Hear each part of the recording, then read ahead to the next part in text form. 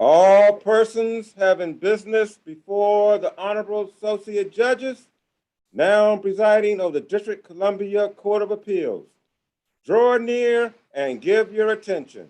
God save the United States and this honorable court. This honorable court's now in session. Please come to order. Good morning, everybody, and welcome to the District of Columbia Court of Appeals virtual arguments. We apologize for our brief delay. We have 3 cases on this morning's calendar, and we will get started with Jean Clayton James versus United States, number 19 CF 445. Good morning, Your Honors, and may it please the court. I'm Peter Myers on behalf of Mr. Jean James. I hope to reserve 2 minutes for rebuttal. 2 issues require reversal of Mr. James' convictions: illegal search and seizure and the improper testimony from the firearms and tool mark examiner. With respect to search and seizure, the key point is that police officers illegally detained Mr. James without reasonable suspicion and then questioned him. His answers to their questions increased the officer's suspicion of him prior to the 2 searches of the second floor laundry room a few minutes later, where the rifle was recovered. So the rifle should... Is that, counsel, is that timeline clear that he is questioned? I mean, we watched the videos, but I just want to make sure that it's clear that he is questioned before the officers go in to, is it 1817? Yes, Your Honor. And I mean, you can see in the video that he is being questioned. I wish the video was a little clearer than it is. In some of the questioning, the dog is barking, police officers are talking over it. There's a radio announcement comes in. So it sometimes can be a little bit difficult to hear the questions and answers, but he's clearly being questioned in those 10 minutes, approximately 10 minutes between his illegal detention and the 2 searches in this case. So I think the video, while sometimes the questions and answers are hard to decipher, it's clear that he is being questioned. And I think it's pretty clear what the questions are. Who are you visiting and what apartment was it? And he was unable to give either the name of the person he's visiting or the apartment number in 1817. And he's also asked, well, where did you come from? My girlfriend's apartment. And he says, they say to him, well, what's the address? And he can't give them the address. So the officers say these answers, which they received after his illegal detention. Is it relevant that it, if you're right, that the fact of his being questioned and his answers caused the officers to go up or go back up, do we consider whether they would have done that anyway? Yes, Your Honor. The government claims now, after the fact, and it's easy to do, that they would have searched that second floor laundry room anyway. But the truth is that when they initially stopped him, while he did meet some of the description of the lookout, he was a Black man with dreads, which is hardly uncommon. He didn't meet most of the elements of that lookout. He wasn't wearing all black. Instead of that, he was in fact had on a gray sweatshirt, bright red socks, bright shorts. He wasn't wearing a hat.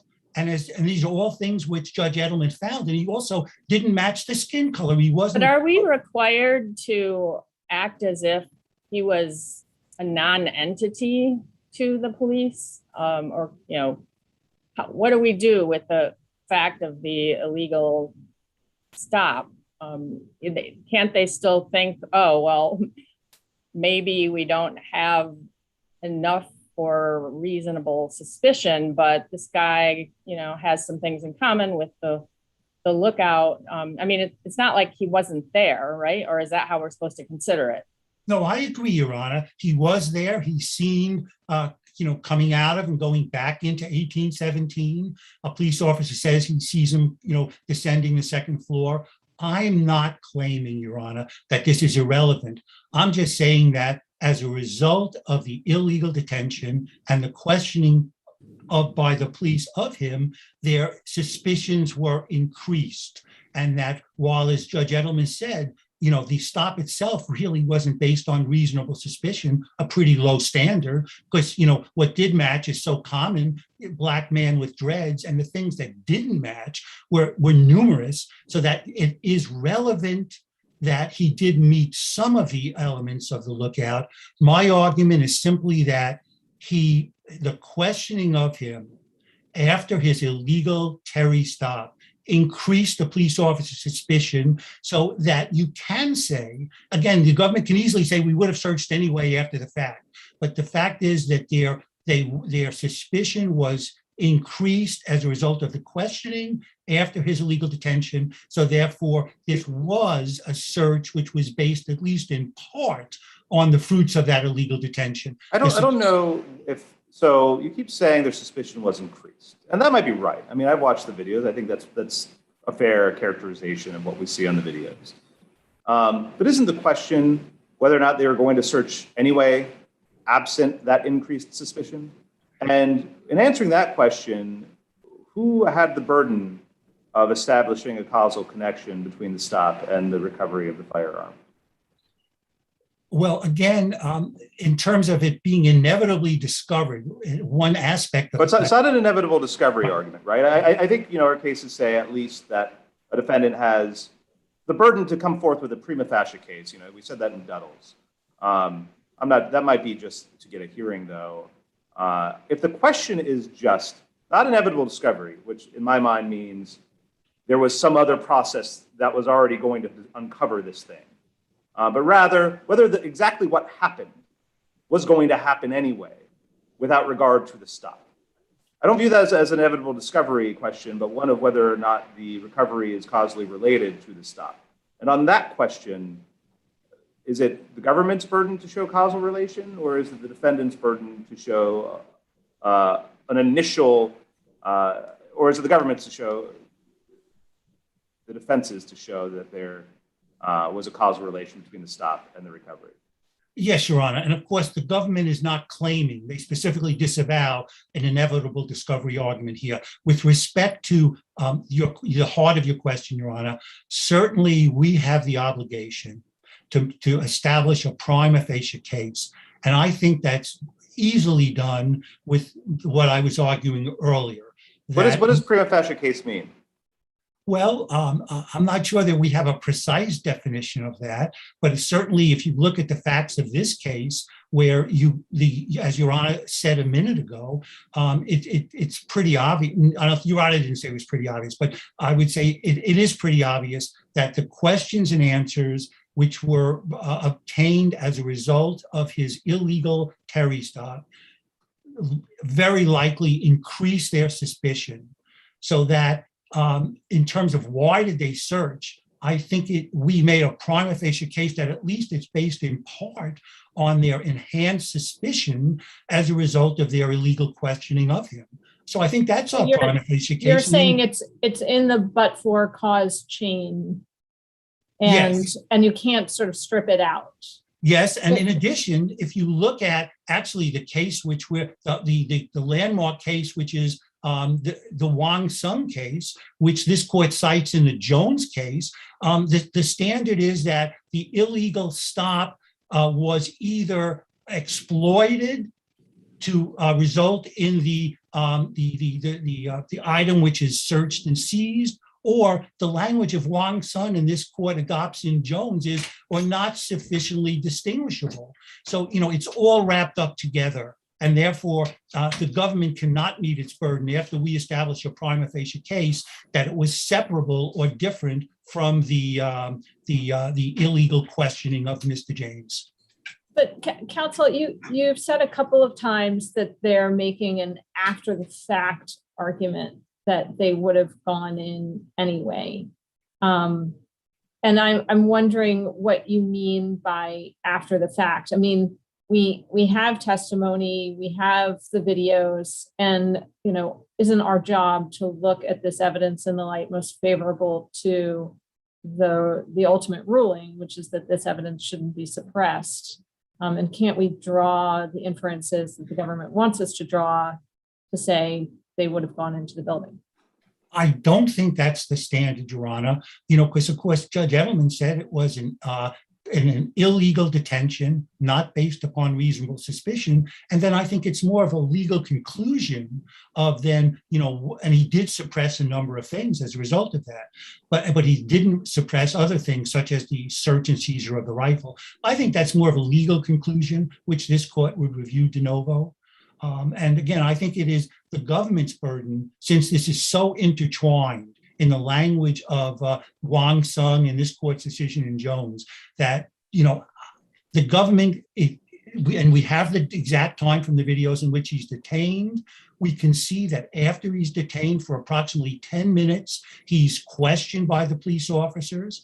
We have, again, what the questions and answers were, which I believe reasonably would have increased their suspicion. So, the government. Well, can I ask you a question about that timing? And I know you may want to move on to your second issue as well, but there are two different officers who go into the second floor laundry room. One of them is not apparently the Hobbs, the dog handler, but the first one I think is Sergeant Kopp. Is that right? Yes, and then, yes, Your Honor. And then he doesn't find anything there. And then I'm not sure. What is your understanding of when Sergeant Kopp goes up there with respect to what's going on with Mr. James, and then when Officer Russell, I think, is the one who finds it. What's the timing there? We have that pretty well because that's in the video, which I cited in my 28K letter. We have the video approximately 10 minutes after he's detained of Officer Kopp going up there, does not see anything suspicious, does not make a seizure of the rifle. And then in Officer Kopp's video, we can see that as he's leaving the building, we can see in his video, and we have the exact time of it cited in my 28K letter, in which you can see Officer Roussel pass him in the building, walk up to the second floor. So we actually know the timing. And I think the fact that it took two searches supports my argument that, that in fact, they became suspicious. One search was not good enough, in which nothing is found. But then it's a second search, without the added suspicion, would a second officer have gone up there? I think the government cannot satisfy its burden that this is separate from, even though they had some information about him prior to his illegal detention, it was not separate and distinct from the added suspicion created by his illegal detention. So do we know, I've got a series of 3 questions. I think they can be simple. Do we know how many buildings were in that 1800 block of Gainesville? 3, and apparently 2 were searched. 1811, the first search, and then 1817, the second search. I think there were 3, Your Honor, if my memory is right, and I'm sure they searched those 2, 1811 first and then 1817. Right. My second question is there any indication if they searched the 3rd building or if they searched 1811 twice? No, I mean, I think I don't believe, Your Honor. Mr. Coleman will correct me, I'm sure, if I'm inaccurate here. I do not believe they went up into the 3rd building. And I think the reason is that they saw Mr. James coming out of 1817. The dog handler originally, remember in the testimony of the suppression hearing, thought that he actually entered 1817 with the dog. And that was his inaccurate testimony at the suppression hearing, which he cleaned up later at the trial and said, no, I never went into 1817. And in fact, the dog never alerted on 1817. He never went into 1817. In fact, did not even alert on Mr. James. And then my 3rd question is, does the evidence show whether or not anybody else was out in that vicinity at that time? And that's going to be in relation to whether or not simply seeing somebody coming outside of 1817 absent the stop was what heightened their suspicion. And even if they let them go, they were going to be focused on that building. Well, I mean, we know at least, I think, 2 women enter 1817 after Mr. James is detained there. There's one woman where he's initially standing in the doorway and the police move them out. of the doorway so one woman can come in. And then while this is being taped, the second woman enters the building. We don't know because, the video tapes, are focused on what the officers are looking at. So we don't know how many other people are there. But again, I would come back to my earlier point that a Black man with dreads is hardly an unusual description of people. I suppose my response is, you might be right. It might be a totally unreasonable suspicion that these officers have, but have it, they do, regardless of how reasonable it is. So if they're acting wholly unreasonably, that doesn't help you. That gets you out of the stop. That stop might be illegal, but it doesn't mean that they're not going to do it anyway. They might just be acting unreasonably and unreasonably suspicious of this guy coming out of this building, so they're going to go in and look at it anyway. My argument, Your Honor, is, but when the police actually go upstairs, not once but 2 times, and find the weapon, they have additional reasons to be suspicious of Mr. James. And those reasons are the questions and answers asked to him during his illegal detention. So that's my argument, that, they may have had some basis to go in, but their suspicion was enhanced as a result of the illegal detention of Mr. James. So that's my argument here, Your Honor. It's intertwined, and you can't just say they would have automatically gone up there without their suspicion being enhanced by the questions and answers. They thought he was lying to them. One of the officers, which I quote in my 28K, says, that answer has zero credibility. So it's interconnected. I thought the citation you offered for that came after they recovered the gun, though. That's right. But he's repeating again the citation. You're right, Your Honor. But he's saying that, I want to go back and ask you what you answered earlier, and he gives the same answer. And he says, just like I told you officers earlier, that's right. Again, if there's no more questions about that, let me turn, please, in my remaining time to the second issue, which I also think requires the reversals of his convictions, that Mr. James' convictions must be reversed because of what I believe is the clearly improper testimony from the government's firearms and two-mark examiner. This court held in Gardner and Williams that it's improper for a firearms examiner to testify that he was certain of a bullet casings match or that the markings on the bullet casings he examined were unique. So that's the language of this court's 2 decisions. But in both trials, in this case, the examiner gave this improper testimony. At the first trial, he testifies that the bullet markings were unique. After defense counsel objected, the examiner says, well, this is based upon practical certainty, and the government's trying to claim that that's somehow substantially different than actual certainty. Sounds to me, and I see a jury would reasonably consider practical certainty as certainty. Well, can I jump in, Mr. Myers, and go ahead to the second trial? Is it, I forget if it's, if Mr. James's counsel brings this up in a motion in limine or, something earlier in the trial, but is it your position that when Mr. James's counsel alerted, I think it's Judge O'Keefe, to this issue, and, I think the government said, I might be confusing these 2 trials, but I think the government said, yeah, we're on it, don't worry, that was enough to, that the defense lawyer doesn't need to say when it actually crosses the line, hey, I object. Well, Your Honor's memory is exactly correct. Even though at the first trial, he does object when the evidence is given, so there's no issue about preservation there. With respect to the second trial, Your Honor is exactly correct. He does not object when the testimony is given, but the defense counsel only objects when the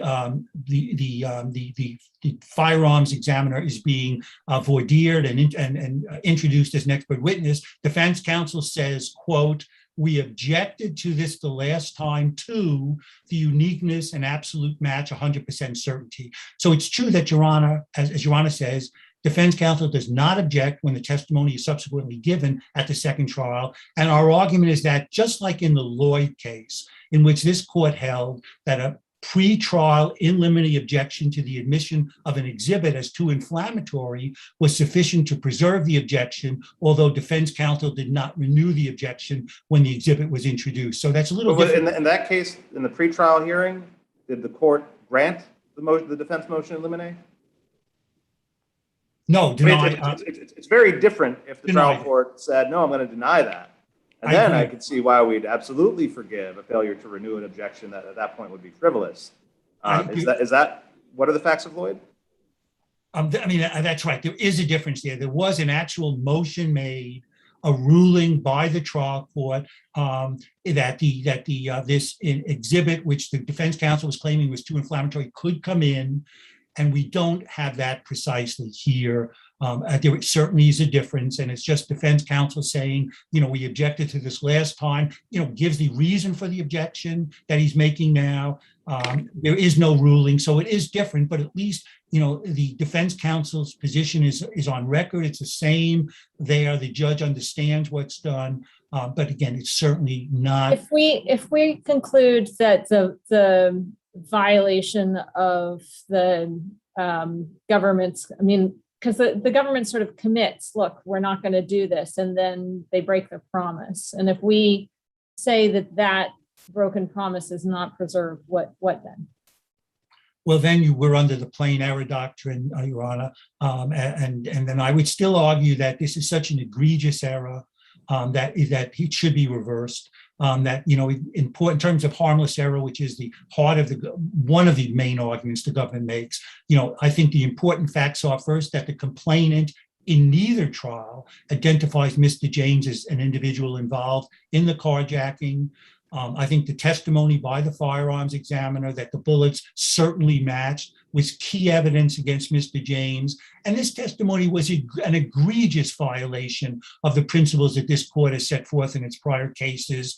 And that, under the regular harmless error doctrine, this court cannot say with fair assurance that the guilty verdicts were not substantially swayed by this error. And even under the harmless error test, I would argue that Can I ask you a question about the application of plain error in these cases? You keep saying that the error is egregious, but you get the feeling from this transcript that the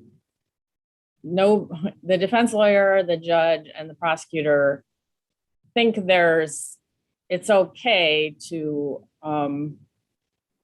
to say something to suggest that there's a match between this gun and the shell casings. And even at the suppression hearing, when the prosecutor was summarizing the evidence for the judge at the end, I think he says, I can't remember if it was he or she, says, I'm aware that the weapon was the source of the expended cartridge casings at the scene, meaning that the gun fired those rounds. And no one said, everyone's like, oh, okay, that's a fact in this trial. Does that affect, how we would think about the plain error test and maybe the fourth prong? And,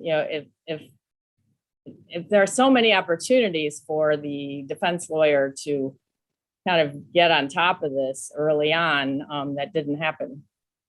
Well, at least at the first trial, the defense counsel is clearly objecting. And again, egregious in the sense of this court has twice enunciated that it is improper to say that it was definitively or the same weapon, or that it was unique markings. I'm a little confused why you keep going back to the first trial in discussing, in responding to Judge Begwith's question. They're two different trial judges, right? Yes. So we need to focus on what happened at the second trial. Agreed, but in both trials, because we're seeking the one conviction from the first and the multiple convictions from the second to be reversed. So I agree, and I have a harder case. I recognize that with respect to the second trial, because even though defense counsel does clearly say, in limine before the issue, that he was objecting specifically, quote, to the uniqueness and. Well, I guess I'm just wondering, if defense counsel didn't object when the government broke its promise and didn't clarify at any other point that, look, there's no basis to say with any certainty whatsoever that there is a match. You can compare patterns and say they're similar, they're analogous, they look more or less the same, but you can't say a match per Gardner and Williams. The fact that defense counsel didn't preserve that at any point during the trial, why does that affect our plain error analysis? It just seems like we're back under plain error. There was no objection at any point, right, to that language. Yes, I think I agree with Your Honor. There is no objection to the testimony when it's given. And my argument is that while it's not exactly analogous to the Jones case and the in limine motion made to an exhibit which was about to be introduced, that by analogy, it was sufficient to preserve the issue for the regular plain error test to have made this in limine. But I agree with you, it is not renewed during the trial by a different judge, Your Honor. I have just one question on harm, and I'll need to go back to the record to look at this. Did the defense take the position at any point, in the alternative or otherwise, that, look, they've got this gun, it's got Mr. James' fingerprints on it, so maybe he handled it, maybe he took it over, but he wasn't the trigger guy, so you can't get him on any of the assault. Was that type of argument being made by the defense? I don't believe so, because, it would have been even, there were 3 people initially involved, allegedly, and, each of them would be responsible if they were conspirators, working together. Well, no, maybe James wasn't with the 3 people. Maybe he was there at the apartment and he was the stash guy. I mean, I'm just wondering if that type of theory was floated at all. Again, I don't believe so. It was more the theory that it wasn't Mr. James.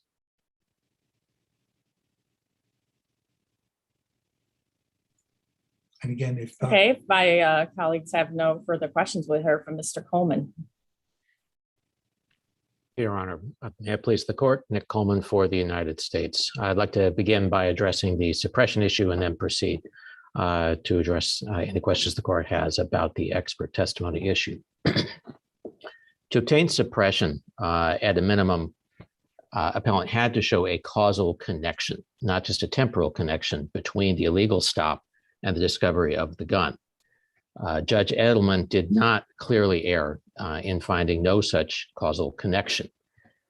Judge Edelman carefully considered the body-worn camera footage, the testimony over the course of 2 days at the hearing, and concluded that although the stop of appellant outside the building ultimately did not have sufficient reasonable legitimate suspicion and suppressed the evidence found as a result of that, namely the sweatpants, as well as his arrest photo, Judge Edelman concluded, and we submit he had ample support in the record to so conclude, that the discovery of the gun was not causally related or caused. It wasn't caused by that stop. Can I ask you about, you said Judge Edelman carefully reviewed the body-worn camera. Is there any evidence about that he looked at it other than what was shown in the suppression hearing? What he tells us is that he had viewed it. I don't know, and I'd have to go back and check the record if he specifically said, I took this home and went over it. It was certainly played extensively during the hearing. I mean, the hearing took 2 days, and it was played repeatedly for the 2 witnesses, Sergeant Kopp and Officer Lazarus. And so is it, I guess it looks like all of the, when something was moved, like Exhibit 4C or 4D, and they were moved into evidence, all of the whole thing was admitted into evidence. Is that correct? Or they're like 30-minute long? So for the hearing, there's a difference between what's introduced at trial is a series of clips on disc. I will confess, we have not quite been able to track down that exact disc for logistical reasons. I don't want to bore the court with. My understanding from talking to the prosecutors who handled the suppression hearing is that the files were played in court and were identified. I don't remember, and I'm not sure whether or not the files were then sort of transferred whole, in toto to Judge Edelman. I don't think, however, that there's any indication in the record that Judge Edelman misunderstood what was on those clips. And in fact, I don't think, when you look at the hearing, the impression that you definitely get is that essentially what we've submitted to the court is, at least up through the recovery of the gun, is what was played, because the witnesses are I think repeatedly that's what referring. we're really, sorry to interrupt, but I think that's what we're really concerned with, is to make sure that everything that we got from the government is legitimate for us to be looking at, because there's Right. quite a bit. Right. And so just want to make sure that all of that was in evidence before the trial judge. As far as I can tell, it was, Your Honor, but again, it's not everything is stated clearly on, on the record. I'll go back and check and see, if there's a specific reference. I can also just, ask my colleagues about that. Well, can I ask you a question that the government, I guess, is contending that not just that this would have, police would have found the rifle, but also I guess that what they did do, they did find the rifle, and that is what would have happened. But I have a question about sort of the timing of all this, and something that is on the body worn camera footage. And there, Sergeant Cop goes up, searches the laundry room, finds nothing. I mean, he later says he saw the blue bag, but he thought nothing of it. And then comes back down. And then, the questioning continues to go on. You can kind of pick up on this from Lazarus and the cop footage. But then Officer Russell goes up and he finds the rifle. And then there's some footage after that where he and Sergeant Cop are interacting in the hallway, and Sergeant Cop is saying, it's in his body worn camera, is saying, how'd you find it? Or, and it happens to everyone, I missed it. He said, it happens to the best of us. There's a little bit of kind of, kidding each other. But the thing I'm interested in is that Officer Russell, I think, says a few things about kind of basically why he decided to check the other officers' work. And so, and one of the things he says is, and then, it's basically, I missed it. Cop says, Russell says, I thought you checked up. Cop says, happens to the best of us. I'm glad you came behind me. Russell, I was like, let me come up here and look. And then later on, shortly thereafter, the thing I'm interested in is that he said he's listening to Mr. James downstairs. And then his story is changing. And that seems to be his explanation of why, what, maybe my colleague didn't find something up there, but I'm listening to this and I'm thinking there's something there. So that seems to be pretty direct. What do you think? So what I would submit here is we're not talking about a lengthy period of time between Sergeant Cop and when Officer Russell comes up. As I see it, I think, Cop, he looks through the laundry room and his video camera footage, it's at like 3:29:15 is at the counter. He passes by Russell at the bottom of the stairs at 3:30:47. So we're talking about a little over a minute. And Russell then goes upstairs where he starts looking. Now, what Russell at the trial, he testifies that he did actually have to move the laundry machine in order to get at the bag itself. So he's certainly conducting a more thorough search. One thing I can say is he doesn't actually say, the reason why I conduct a more thorough search is because the guy's story is changing. But bear in mind, of course, he doesn't say that it's the story changing after the stop. And remember that Russell and Chandler go and they're talking to appellants in front of the building for some period of time before Cop gets over there. Now, we don't have body worn camera footage from either of those officers. But Judge Edelman himself doesn't find that there's an illegal detention until Sergeant Cop gets there. And that's when he finds that there's an illegal stop. And we submit that there isn't any evidence in the record to suggest that appellant was illegally stopped before Sergeant got there. and says, "You are detained," and puts his hand on him, and they make him go back into the building.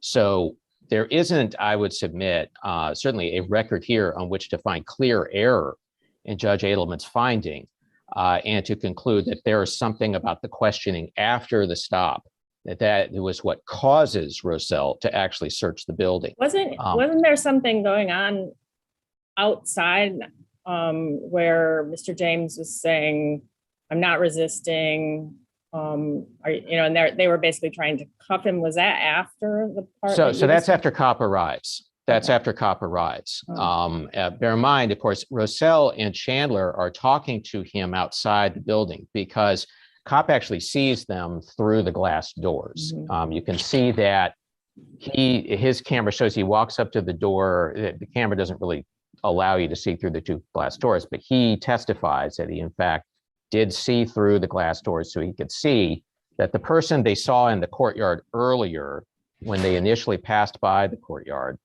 and you can see appellant in, I believe it's in Lazarus's video footage. So he was in that courtyard, goes back into 1817. He sees him through the glass doors, and that's when he walks around. And he says, they've got him there.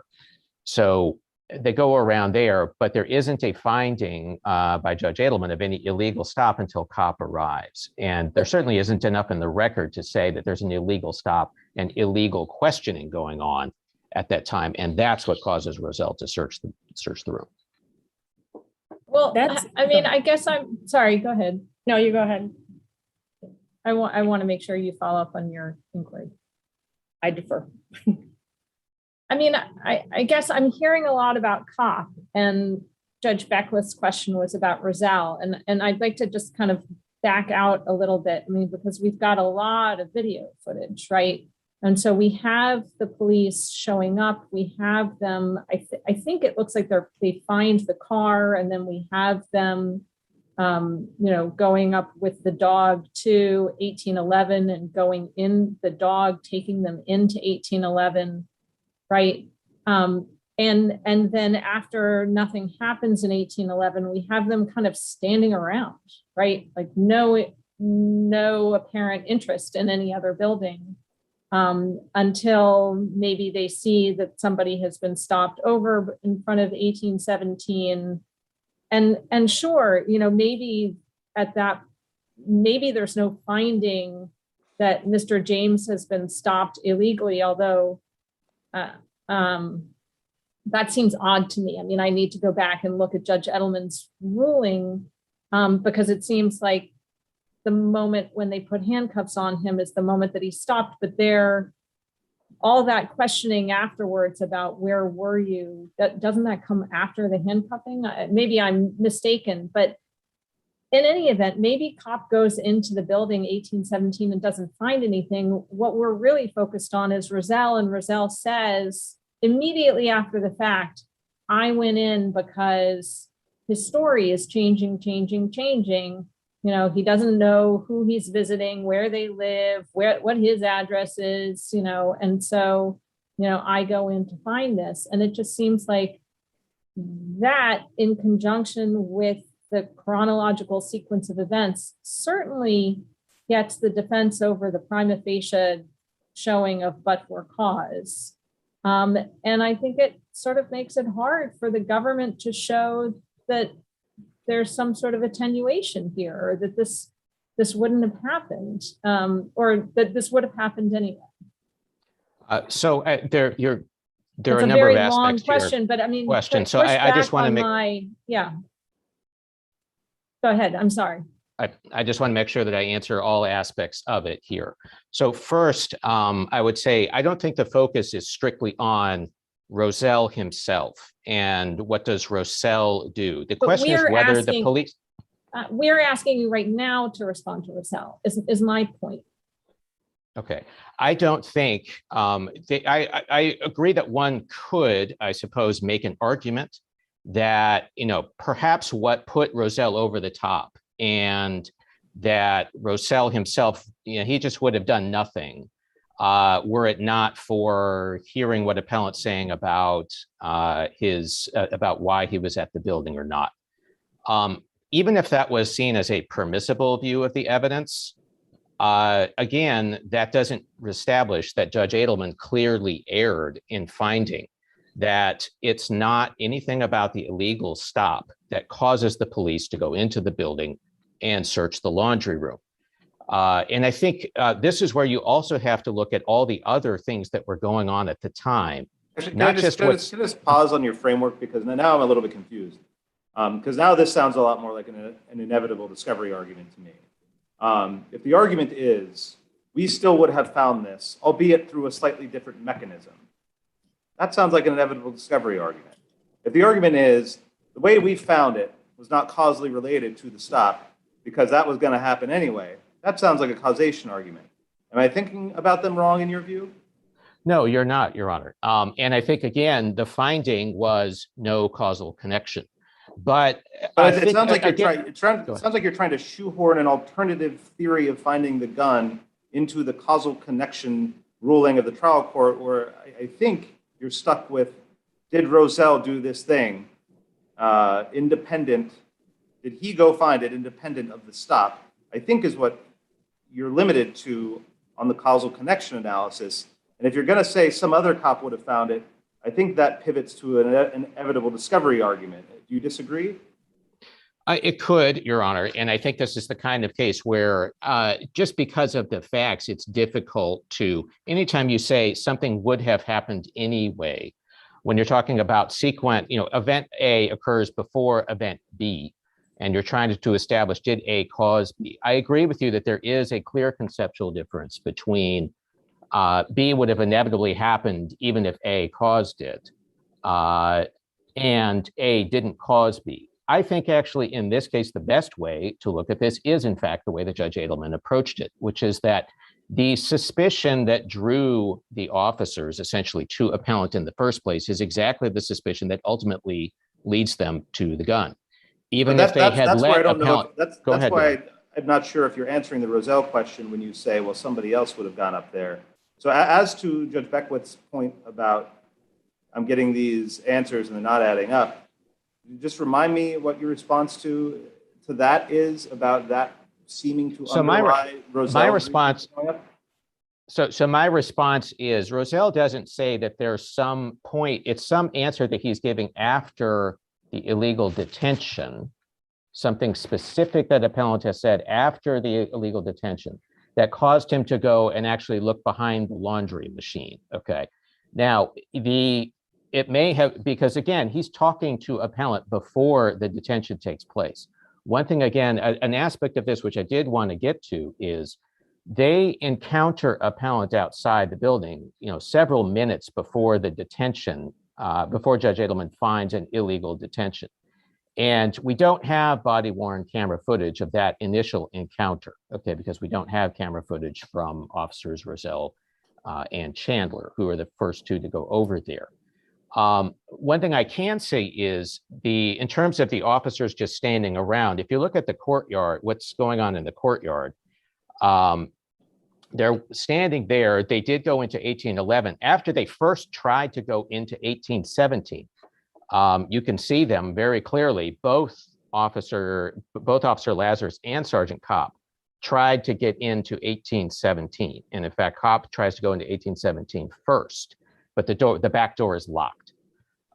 So it's then that they basically take the dog Haas into 1811. They go through and they bring Haas even into the laundry room. They take him up to the third floor. Then they come out. They can't get into 1811, but it's at that point that they hear that. Do you mean 1817? They can't get into? They can't, I'm sorry, you're right. They can't get into 1817, but they're standing right in front of that door. At this time, now that the next thing that they are trying to do, the officers for which we have body-worn camera footage, the next thing they're trying to do is to get the most updated information they can on the Veritrax hit. And they're learning at that moment that the Veritrax hits, two subjects have gone from the location of the shooting and the carjacking to the location where they found the abandoned car to the 1800 block of Gainesville. And when someone asks Officer Lazarus, where's that? He says, it's right here. And he's pointing at the courtyard. between those two buildings. During that conversation, right after Sergeant Kopp then realizes that appellant is now outside the front door with officers Roselle and Chandler, and he starts walking around, Officer Lazarus is talking to Officer Hobbs, who's the dog handler in the courtyard. And Officer Hobbs tells him, what happened was that, the dog came in between here. He said, if I had to choose between these two buildings, I picked this one. And then he gestures behind himself to Yeah, 1817. I caught that bit on the video, but it was very clear that Mr. James had already been stopped by then and he knew it. Right. So at that point, well, he's outside with them. Now he's been stopped. The illegal detention doesn't start, according to Judge Edelman, on his finding until Sergeant Kopp arrives and they force him to not leave and tell him he can't go. You're being detained. And in your view, just because I'm a little bit confused about, I understood what you said that, Roselle and Chandler, they don't have body worn cameras. So there was some pre-stop interaction. Are you disagreeing with Judge Easterly's supposition that by the time the handcuffs are on him, or by the time he's told a little bit before that you're being detained now? Would you agree that at that point he's stopped? That at that point there is an illegal detention? Certainly by the time he's being handcuffed, yes, absolutely. But again, that at that point there had been conversation. We just don't know exactly what it was between Roselle and Chandler. But you're telling me the point where he says the dog handler says, if I had to guess, it's this one, pointed at 1817. At the same time, there's communication saying they've got a guy stopped out front. If I check, and I haven't, so I'm genuinely curious how that lines up. I need to sync up the two videos. Okay. How that lines up with when Mr. James is told he's being detained and then handcuffed. You're telling me. Well, Hobbs, of course, is not aware of what's going on with they're all talking about it. There, right? No, he's aware that he's there. He has no idea what appellant is saying or not saying. Oh no, I just mean if he says, if he comes up there with his dog and says, based on what my dog's doing here, I'm going to guess it's 1817. If the other scenario is they've got a guy stopped out front of 1817, so I'm guessing it's this one. That's a little harder for you. All right. So I'm just wondering if that statement came before. Right. And the point of my bringing that up was not to say, that it's this, knowledge of the building or the dog indicating the building per se. But what happens next is, and that occurs at 3:25:27 on Lazarus's first file. Okay, that's when Hobbs tells him, and then Lazarus then says there's a rear entrance on the other side. So by rear entrance, what he's really meaning the front door. Okay, he doesn't realize that they're actually on the rear of 1817, but he said you can go straight through. And at that point, Hobbs starts taking Haas around to the front of the building. Now he stops at the corner. We don't have testimony from Hobbs as to why he stops there, but I think it's fairly inferable. It's because appellant is still right in front of the building, and I imagine that bringing the dog into the middle of that, given how much Haas was barking, was probably not something they were going to do, and that they were going to wait for the interaction with appellant to end before they brought the dog into the building. This is my point about why it's a little bit hard to sort of tease out just what's in Roselle's head, which I think is one data point, and what were the police going to be doing. I think regardless of what they do with appellant, even if they let him walk his merry way, they were going into that building. Why? Because they found appellant suspicious enough that even if they decided, look, we don't have reasonable articulable suspicion. But one question about that, you say they were going to go into that building. They did go into that building, and Sergeant Kopp found nothing. Didn't find the rifle. And so, it's interesting. We have that, but that didn't result in the discovery of the rifle. And so we have this sort of interesting second thing, which I think needs to be divorced from all of the other incentives or instincts to go in, because those already led someone to go in and find nothing. And it seems like, and it's easy to imagine that would be that. So I would say, again, even if you're just focusing on Roselle himself, and I don't think it is, I I don't think it's a complete view of the evidence and of what Judge Edelman needed to find to simply focus on Sergeant Cobb as if the police are only entitled, or that good police work would only involve one sweep through a laundry room. Because again, what they're looking for at that moment, what they are going to be doing, particularly since they know they're looking for guns, they're potentially looking for GPS monitors that have been broken off, potentially proceeds of the robbery. Did they go through The idea 1811 a that- second time? I'm sorry, Your Honor. Did they go But- through 1811 a second time? I don't know the answer to that, Your Honor. I don't believe they went back into it. And again, the one thing, of course, is that subsequently they learned that the other two subjects have now proceeded across the Suitland Parkway. So, of course, I mean, they do it is, of course, a dynamic situation where as things happened, the police do have to react to them. Right, But and- I think and the so idea. this isn't about right now for the purposes of the fruits analysis.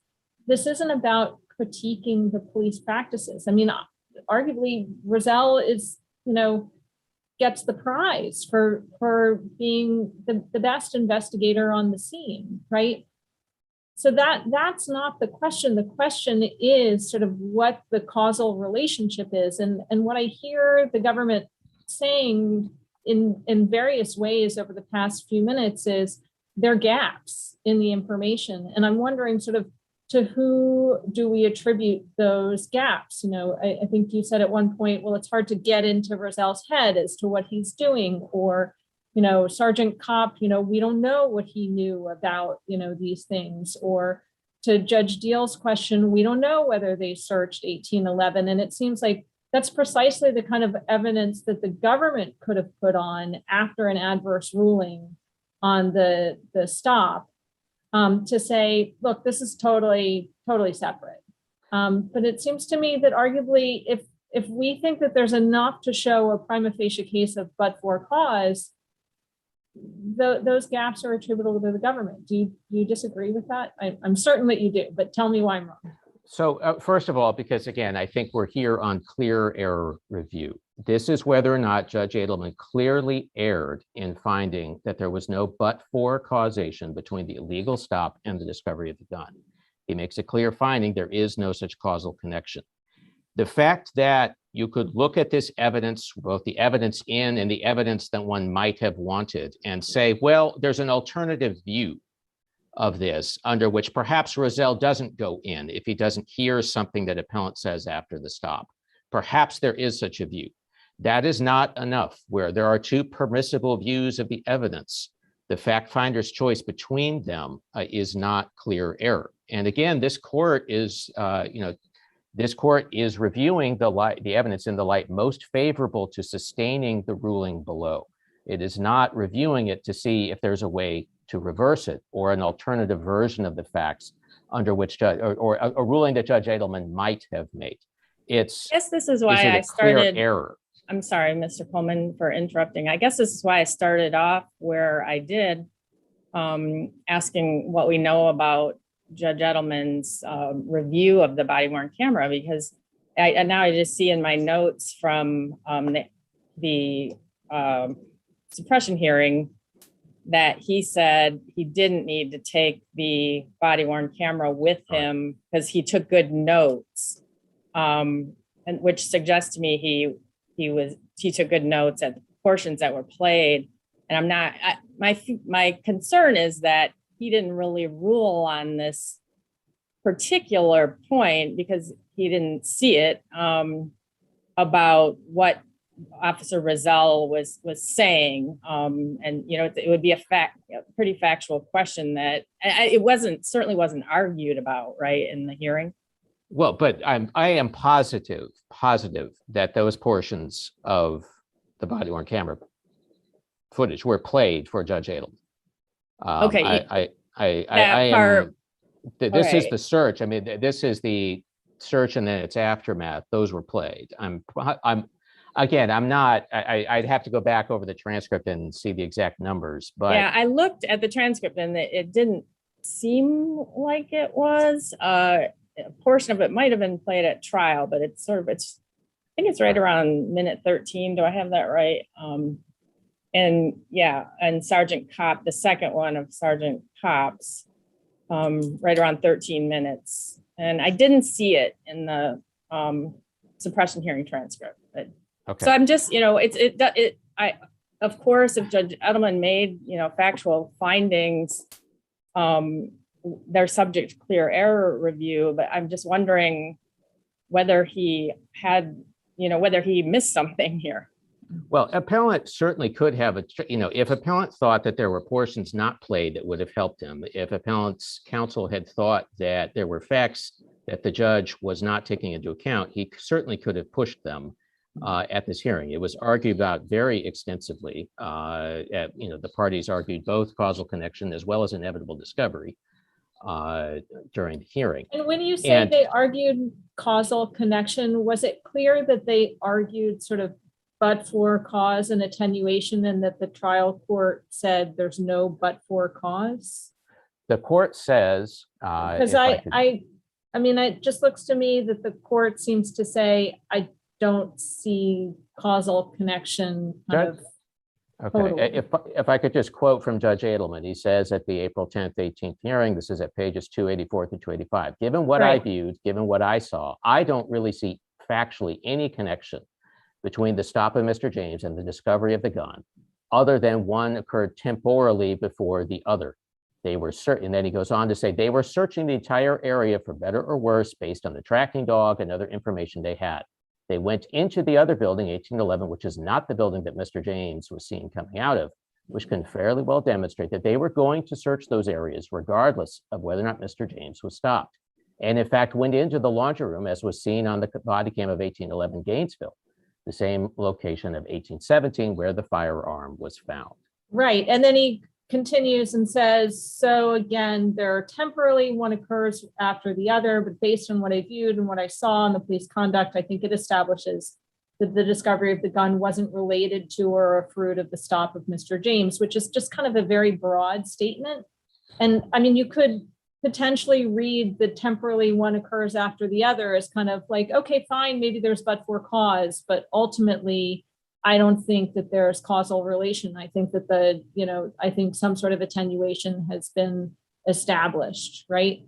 I don't know. I mean, I don't think that I would submit that I think Judge Edelman, what he's referring to is the fact that post hoc is not always propter hoc.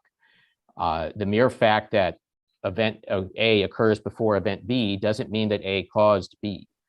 A and B in this case are products of the same cause, which is the suspicion of the officers. And one point I think that should be made is that before Roselle and Chandler go and intercept appellant outside the building, they approached Officer Lazarus and they tell him, this is at 3/18/46, I believe, on Officer Lazarus's first tape.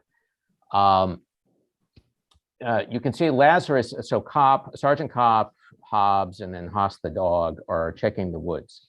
Officer Lazarus turns around and goes back alongside the courtyard. Roselle and Chandler approach him. And one of them, it's hard to tell because it's so dark, says, one of the lookouts for it was for a guy with dreads, and they say he came out putting on clothes. So they're referring to appellant, who you can see in Lazarus. Right before that, Lazarus's camera actually captures appellant in the courtyard. So you can see him there just off to the right. And then you can hear the door closing after that. I can't remember if you hear the door closing just before or after that, but we know based on the officers that he went back into 1817. And then, so they're talking about, they've seen him, he's putting on clothes. He came out of 1817. And then Lazarus tells the officers to get on the radio and have somebody stop him, and he could be out on Gainesville. We know then that Chandler and Roselle go back out in front of the building, and that's where they intercept him. So their attention was drawn to appellant and to 1817. They focused on him like a laser beam. And again, regardless of whether that gave them sufficient legal cause ultimately to detain him isn't the question. The question is, was that put into the mix of all the other information they have? And the fact that, as Rozelle confirms at the trial when he testifies, both trials, he saw appellant coming down the stairs from the second floor before they start talking to him. Rozelle would have already known this is where he came from. They were already suspicious of him. Certainly nothing he told them obviously dispelled that suspicion, but he was already highly suspicious of appellant. He sees him coming down out of the second floor after having seen him in the courtyard. So he knows at that point, he's gone up to the second floor and he came down the stairs and he's trying to go out the other side where the police weren't. Can I ask you, and of course you can wrap up. I want to give you a chance to move on to the other issue, but I do have one more factual question. Something that is very important to your argument is, you said Judge Edelman found that the detention happened when Sergeant Kopp arrived. Is that accurate? He does say that I believe Judge Edelman said that he thought that the illegal detention occurs. Obviously, Sergeant Kopp says, you're being detained. Appellant says, I want to leave. And at that point, you can see the officers say no. And, they start telling me, go sit down on the stairs. And you can see I believe Judge Edelman said that the stop occurred when Kopp put his hand on him. Okay. As I recall, I'd have to go back and see. I think. And was that before Kopp went upstairs? Yes, that's before Kopp goes upstairs. They do detain him before Kopp goes upstairs. I mean, everybody agreed about that. Before Kopp goes upstairs, they detain appellant downstairs. Okay, and so then he's detained when Russell goes up there and finds the rifle. Right. Oh yeah. No. The detention had occurred before before Kopp goes upstairs and before Russell.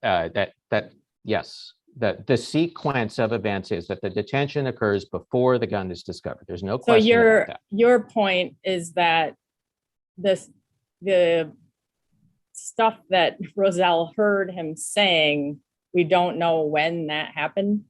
No. What I'm saying is we know from the video camera some of the things Rozelle hears him say based on when Kopp arrives. Okay, so you can hear whatever it is that the appellant has told him after, while Kopp is in the vicinity, so that his camera is picking up.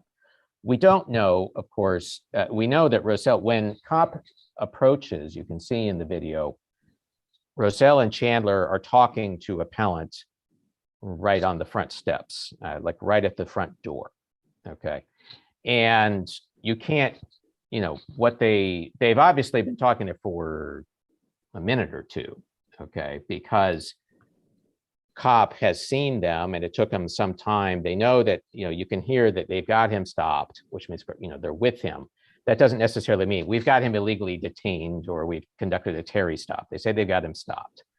They know Rozelle and Chandler are with appellant at the front door. We don't have a lot of information about that, both because we don't have the camera footage for those two officers. My understanding is that there wasn't any because they didn't have it turned on. And Rozelle does not testify about what they talked about, and he's not asked about what they talked about when he testifies at either one of the trials. Okay, he testifies about what he observed up to the time when appellant comes downstairs, what he saw of appellant and where he was coming from. Because there was a question as to whether or not the officers would be allowed to identify appellant at trial. And ultimately, Judge Edelman ruled that they were. But they had to voir dire him before he was prepared to do that. So when Rozelle is referring later to his answers, his story kept changing, it is by no means clear on this record that he's referring to statements appellant made after an illegal detention had started. We just don't know that. And so again, it is appellant's burden ultimately.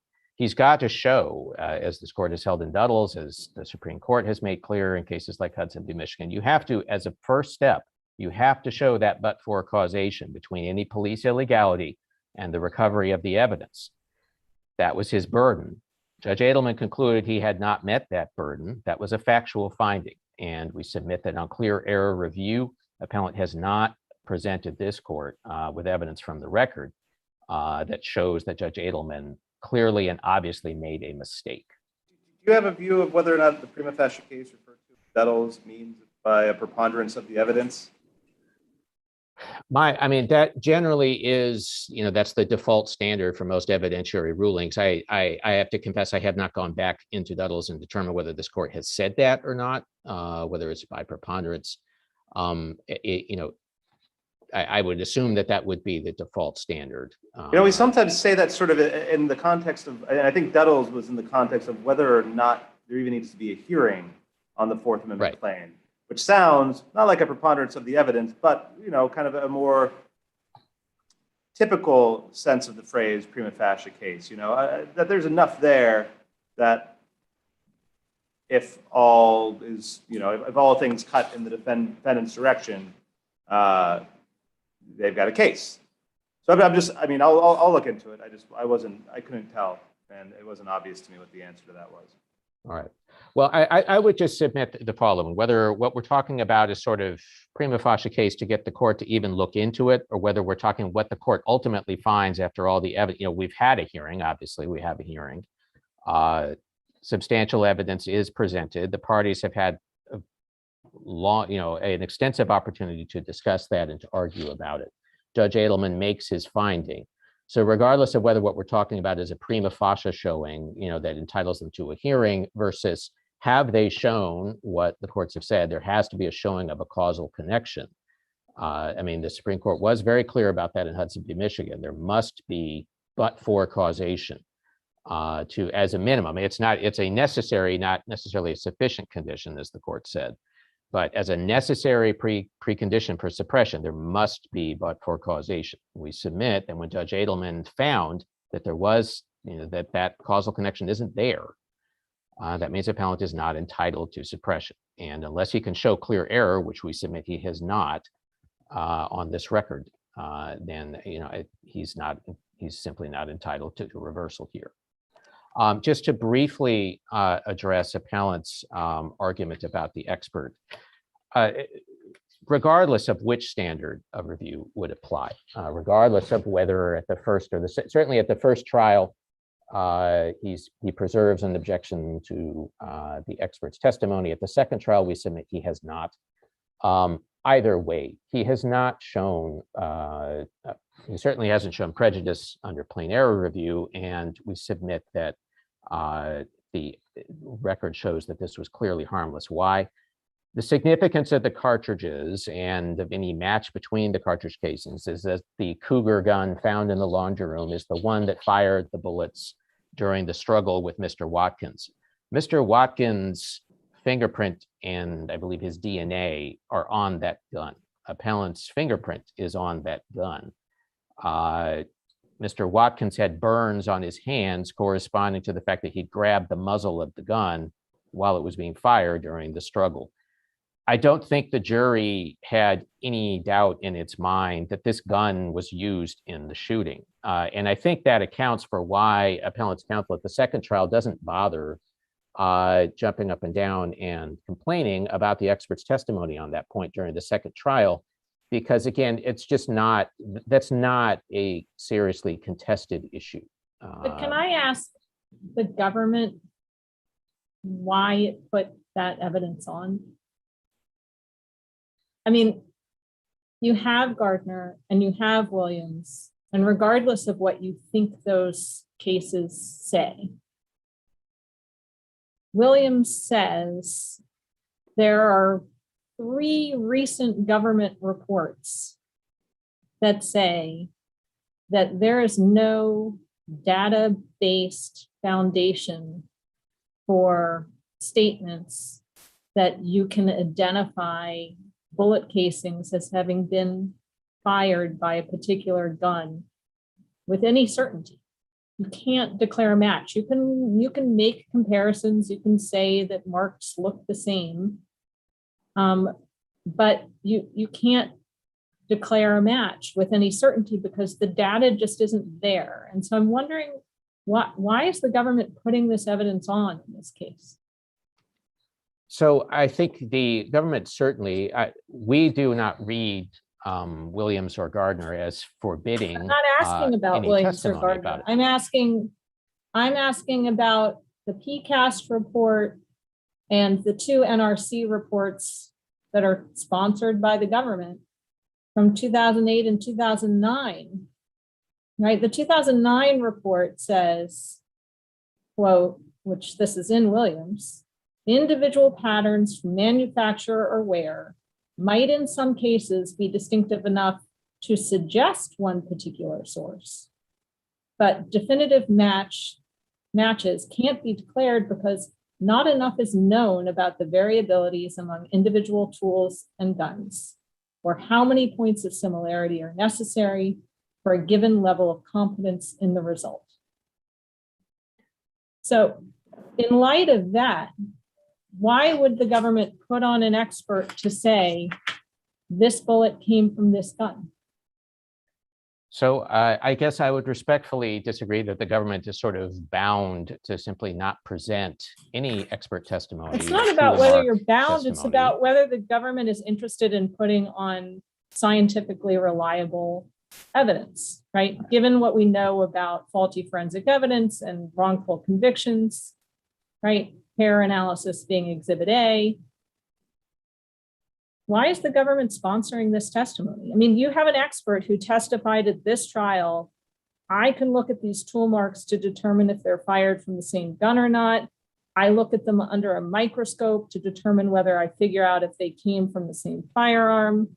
If there's sufficient agreement, whatever that means, between unique marks, which we don't know whether those exist, I can declare a match. I can declare a match based on one mark alone, he testifies at 695.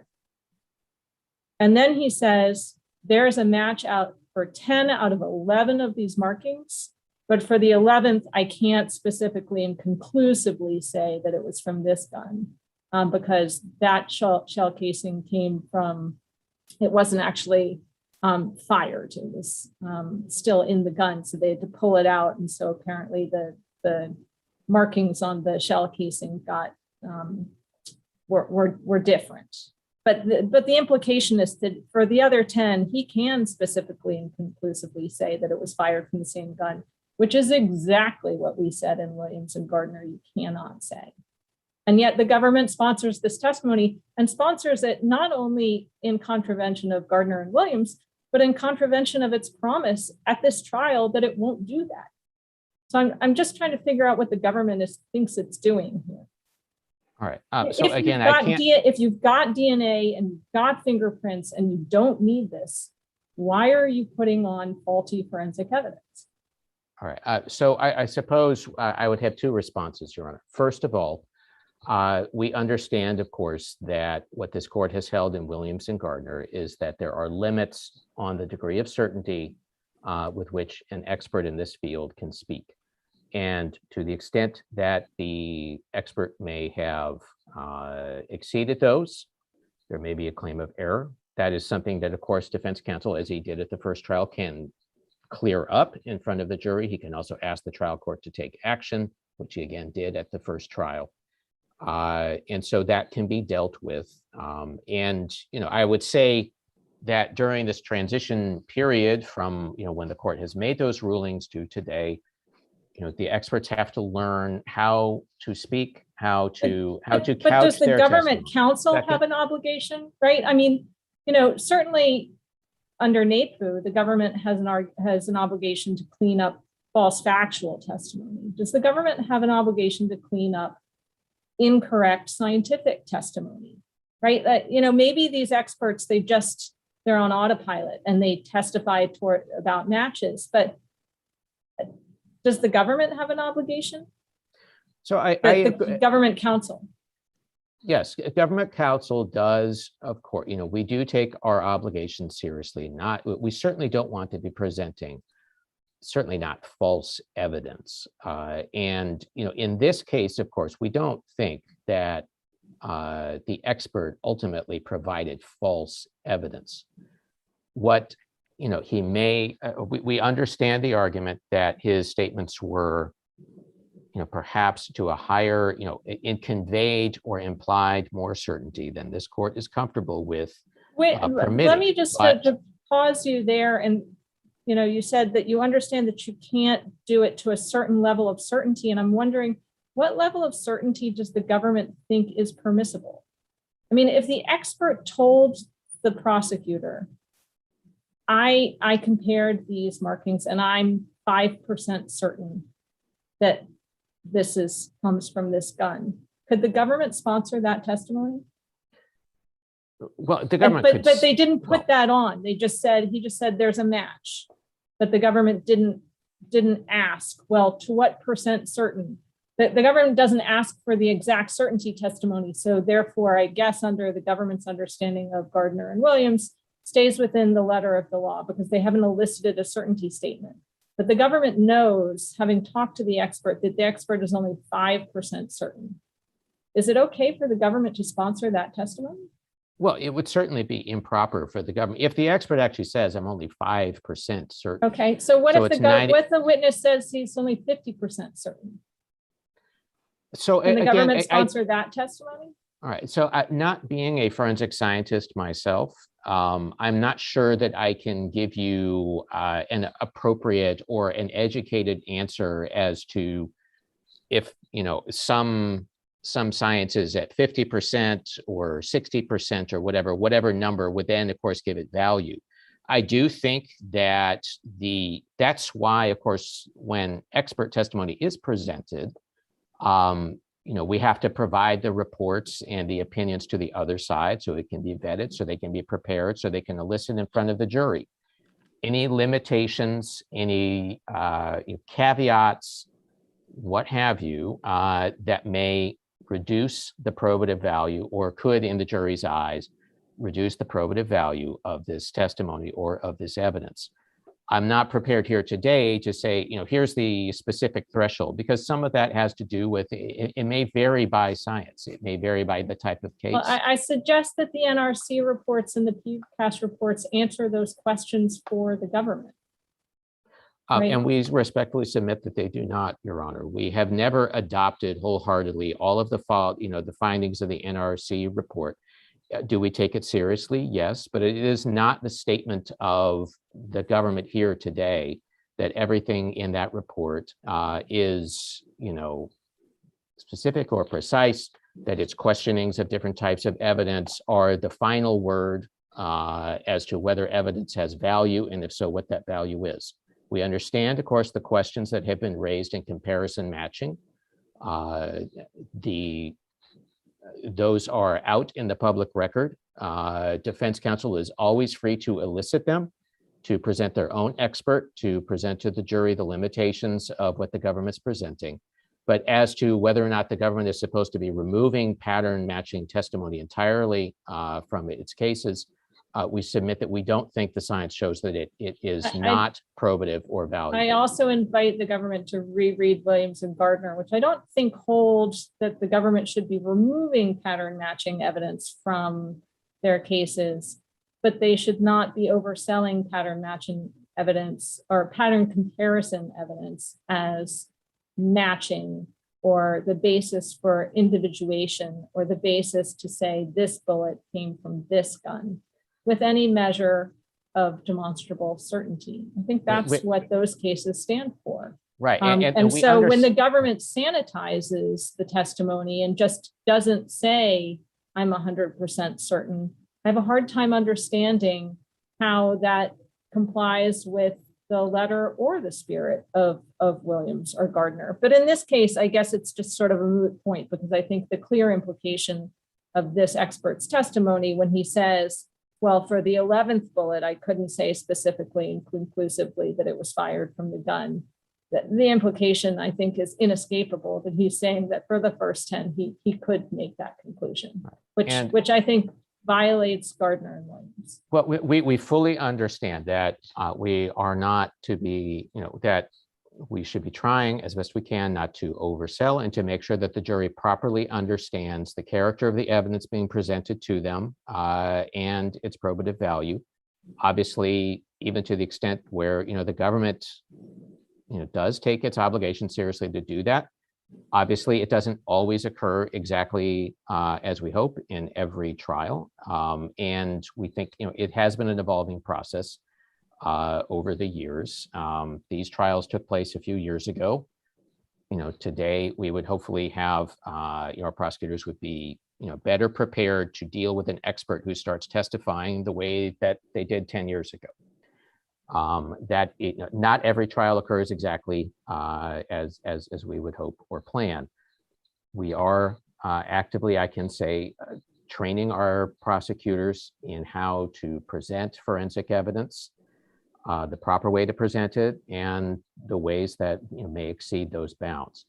In this case, to the extent that the expert erred, we submit that appellant has not shown the kind of prejudice or the kind of harmfulness from that error that would justify reversing his convictions. And in light of that, we submit that it is sufficient to say that he hasn't shown reversible error, either at the first trial and certainly not at the second trial, where he doesn't object or try to elicit any caveats or anything else about this. And I know we've kept it up here a long time. This will be my last question, but it's just about the substantial rights prong of plain error. I find it conceptually a little bit difficult, given that in the first trial, the jury found he did possess the large capacity ammunition device that was found with the weapon, and yet did not convict him of all the offenses related to the shooting. To say that the ballistics evidence might not have, you didn't stand any reasonable possibility of tying things together for the government in the second trial. I mean, I'm not sure on what theory the jury might have convicted him of having the large capacity ammunition device and not convicted him of the unlawful possession of a firearm in the first trial. Do you have a theory as to that?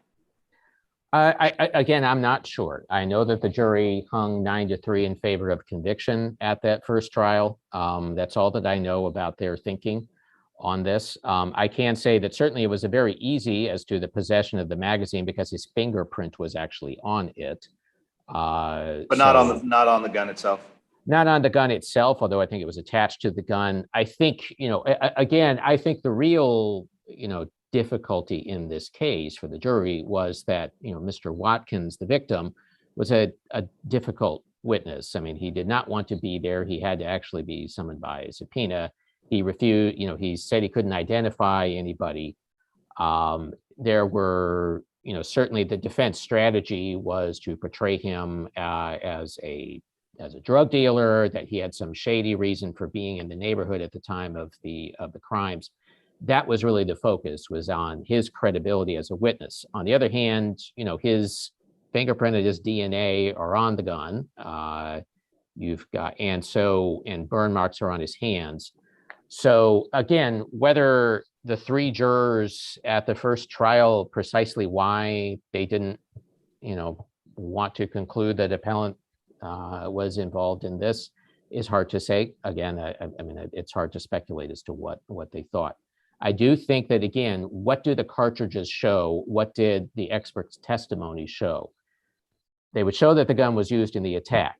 I don't think, again, given the fingerprint and forensic evidence that's on that gun, that it was hard to say that that gun was used in the attack.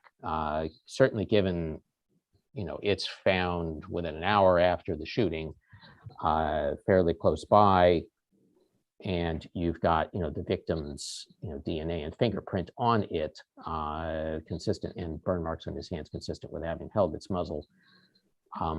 Again, focusing on that fact, which is the only thing that the expert was talking about, it's hard to see here, certainly on plain error standard of review, how there could be prejudice to substantial rights. If there are no further questions, we respectfully submit that the judgment of the Superior Court should be affirmed. Thank you. Thank you, Mr. Coleman, and thanks for allowing us to keep you up for such an unusually long time. Mr. Myers, we will give you 3 minutes on rebuttal. You're on mute, Mr. Myers.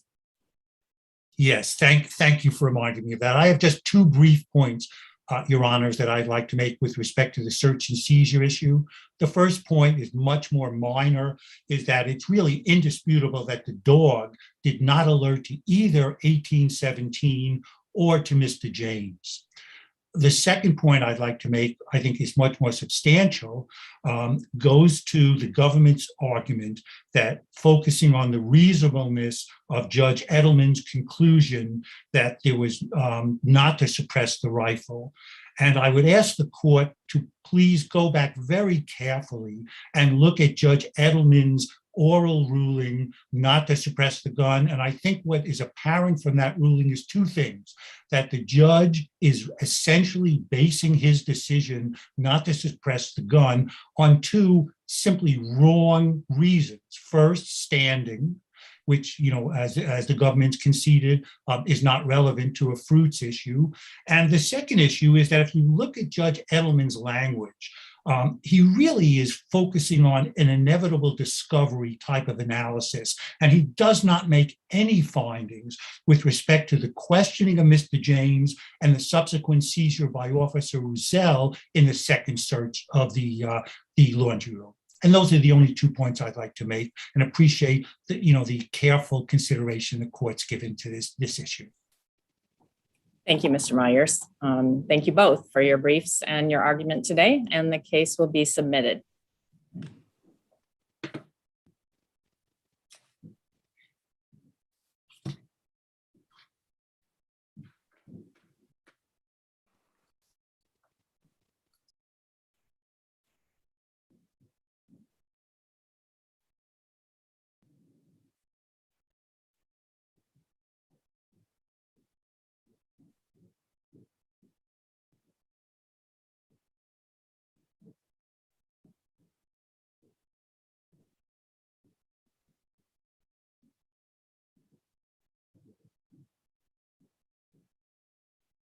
Do we have everybody? Everybody here?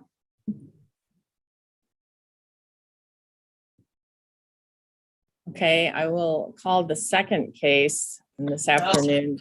Whoop, sorry. Okay, yeah, for those of you who can hear me, please mute yourself while you're not speaking. Thank you. The second case on this morning's calendar, is Friends of McMillan Park versus Ernest Chopra, Director of DC Department of Consumer and Regulatory Affairs et al. Friends of McMillan Park versus DC Department of Consumer and Regulatory Affairs, and Peter Stebbins et al. Versus Department of Consumer and Regulatory Affairs. Those are numbers 20 CV 245, 21 AA 180, and 21 AA 185. Ms. Förster, can you let us know what's happening here? Are you going first? And may it please the court, I understand that the pro se petitioners have requested 5 minutes of time. We haven't decided who would go first. I'd be happy to do so.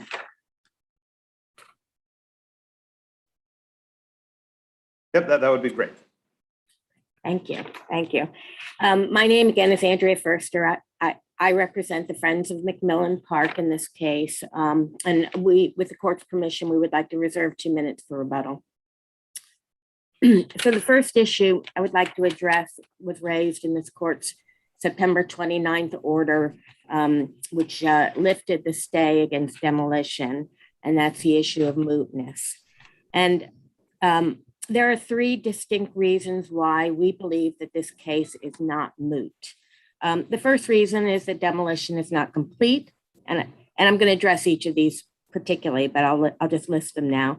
The second is that the same issues will be presented to this court by the same litigants in the context of the subdivision of the site, which is also required for the McMillan project and contains an identical requirement that the applicants demonstrate the ability to complete the project and that new construction permits be issued prior to recordation of the subdivision. And the third issue is the compelling need for clarity, not only to the litigants that are before this court today, but for other litigants who are in the same and will be in the same posture as we were in.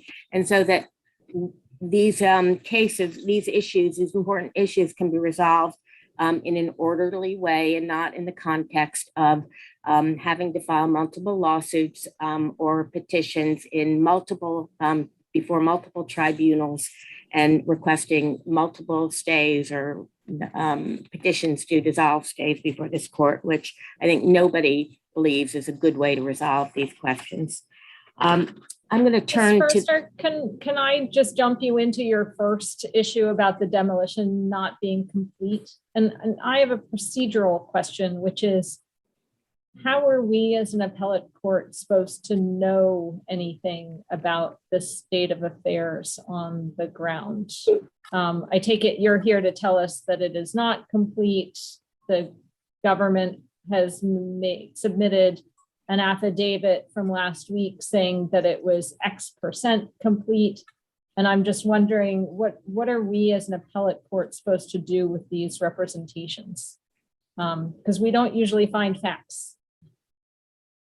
Well, in this context, I think we would ask this court reimpose a stay based on the declaration that was submitted by the deputy mayor, and in the context of a stay request and the dissolution of a stay, I think it is appropriate for this court to adduce additional facts in the form of declarations. And the declaration filed by the deputy mayor indicates that demolition is not complete, that only 5 of the 18 remaining underground cells have begun demolition, and that therefore demolition is not complete. And, we would ask in this context that the court reimpose a stay on demolition as well. I'm not quite sure I understand what the connection is, but I guess my question is that it sounds, at least to some degree, like the parties agree on the fact that the demolition is not yet complete. So that sort of very general fact, maybe there's a dispute about how much has been completed and how much is yet to do, but that fact is undisputed at this point. Okay, so then I guess, sort of as a legal matter, is it your position that for mootness purposes, the demolition has to be 100% complete for this to be moot? Or is there an argument to be made that sort of once the demolition has begun, maybe this is the wrong quip, but, cat's out of the bag, or, that the process has begun and you will never be able to restore the historic site to its initial state? I think it's the former. I mean, let's remember that demolition has already occurred. Of the 2 of the 20 original cells were demolished with no opposition from preservationists due to deterioration and the need for a special merit project relating to the water project. The cells are unique. While their full historic significance is best appreciated as a whole, each of them is an important historic feature. And Friends of McMillan Park has never contended that all the cells on the site must be preserved anyway. We have always supported demolition of the most deteriorated cells, most of which are located on the southern portion of the site, where ironically, they have the only permit and the only planned construction that's so far the deputy mayor indicates it intends to move forward on. So, as long as cells remain undemolished, this case is not moot, and there's ability of this court to preserve those remaining cells. I feel like you might be preaching to the choir here, because this is the same division that lifted the stay. And in that order, we said, this is not moot. However, you don't have a shot on the merits because we have council legislation from the DC Council saying that this demolition and construction project should go forward on the existing permits, despite your contentions regarding whether or not the owner needed to demonstrate the ability to complete the project. They didn't use that language, but it basically said, regardless of what other objections they might raise, this is to go forward. So rather than hammering mootness, or I think you might have a friendly audience here, I mean, why don't you try to convince us that we're wrong to think on the merits you don't have a shot? So I think our position on your position on the Budget Support Act amendment indicates that you believe we have a very heavy lift to argue that the Budget Support Act amendments do not apply to the demolition permit. We disagree. We've briefed that issue. We did it in a preliminary and cursory fashion. And I would simply ask that this court reimpose the stay because demolition is not complete in order to allow supplemental briefing on the Budget Support Act. I mean, first you're impact. going to have to articulate a reason for me why the legislation isn't totally clear. I mean, I understand you want supplemental briefing, but you've had a couple months now since the legislation passed, and I still haven't heard an argument why the language that notwithstanding any provision of law, the development of the McMillan site described in subsection B shall proceed expeditiously and without further delay through all phases of demolition and construction of the foundation. That, to me, says whatever else we've said in the past regarding various hurdles to getting permits, this one is going through. And why am I wrong to read it that way? You know, we think that the court should require the deputy mayor to present a full transcript of the legislative history, and that the courts, in an opinion, should actually address the legal standard articulated by the U.S. Supreme Court of whether or not there's an irreconcilable conflict with the language of the Budget Support Act and the application of the preservation law, which is required when you are implying a repealing of an act which the DC Council expressly declined to repeal. But let me just say can I pause you right there? Because this is where I get confused. You say, this is what you need for an implied repeal. And the council said that they weren't doing an implied repeal. And I guess it seems to me that the plain language of the statute doesn't look like an implied repeal, right? The Preservation Act still stands. What this legislation says is these permits are legitimate and operable. These permits and these permits alone. That the rest of the Preservation Act, that whole statutory scheme is untouched. And so we're actually doing what the Supreme Court and the cases that you rely on and have cited to us in the opposition to the motion to lift the stay and in your 28K letter say to do, which is not to imply a repeal of a whole statute without sufficient basis. And what we indicated in the order granting the request to lift the stay is, look, we don't think that this is an implied repeal. It's just targeted legislation saying that these permits are fine for this project. I mean, am I missing something? Am I misunderstanding?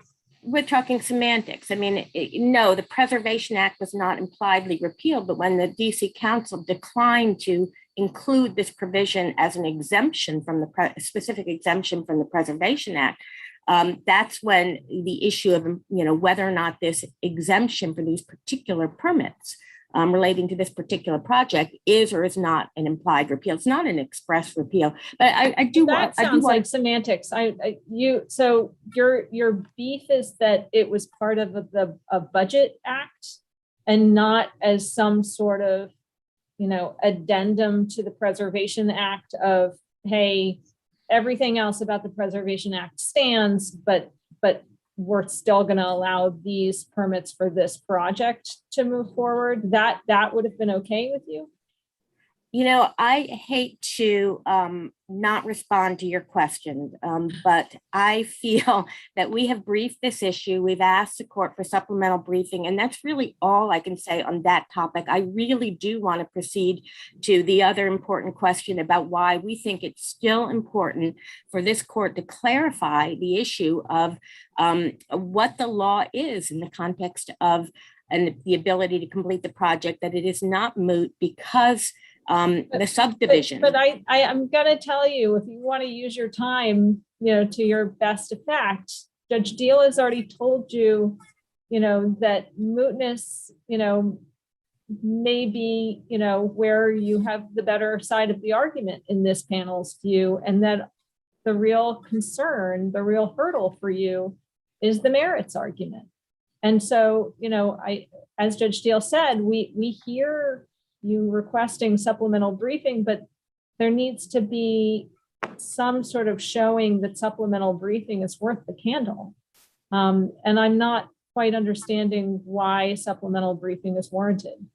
So, In light of the arguments that have been made to us thus far, so if you which you're look at the- referring us back to, but clearly we're asking questions because what you have submitted to us thus far didn't satisfy us that you really have a leg to stand on as far as how this legislation is worded. So if you look at the plain language of the Budget Support Act, you will see that it only identifies demolition permit, a partial construction permit, and future construction permits. It says absolutely nothing about recordation of a subdivision, which is not a permit. The Budget Support Act does not apply to recordation of the subdivision. These exact same issues will be before this court imminently because the subdivision required by the Preservation Act and that the McMillan project requires includes an identical requirement that the that's an argument why, that's an argument to address the point in that case, whether or not those fall within the Permanent Budget Support Act, right? It's not an argument, that's no basis for us to address that. That's not a live question before this division. Well, we think That it would, is that would be an a live question. advisory opinion on an issue that is not before us. I understand that this court has adopted the mootness doctrine from Article 3 of the Constitution, but this court is not, that is not a jurisdictional issue for this. No, court. I totally agree. I'm not, Issue. just It's to a be prudential clear, issue. I agree that if you have, another case in the wings that's going to raise the same issue, that's got the same parties on both sides, that might get you over a mootness hurdle, so that we should go on to resolve the issue. At the same time, the issue before us does not involve the recordation of a subdivision, which is what you're saying might be a carve-out from the Permanent Budget Support Act. And that issue might come up before another panel. It might be, but that issue that you're saying is not moot is not one that's before this panel. So we're not going to say anything, I think. It would surprise me if any of my colleagues wanted to say anything about the recordation of a subdivision and whether or not it fits within this act, because that's not a live issue before us. It might be in front of another division imminently, as you say, but not briefed here, not at issue here.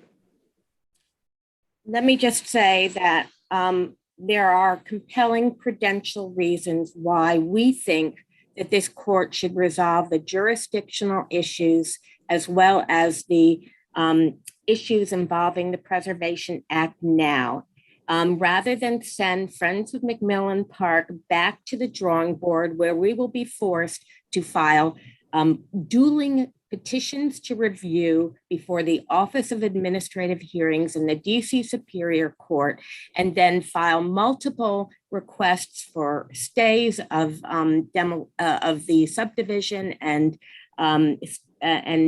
stays of new construction while the courts once again sort out exactly the same issues that we have teed up now and presented to you to be resolved as a matter of law. They are the identical. But let me just push back against that argument for a second, right? I mean, and again, mootness aside, let's assume that this is not moot, right? On the jurisdictional issue, which you would like this panel to reach, it just seems like if this court were to decide that OAH had proper jurisdiction over this matter, we would then say, look at this new Permanent Budget Support Act. The issuance of these permits are valid. If we were to say, no, OAH didn't have jurisdiction over this matter, it should have gone to Superior Court.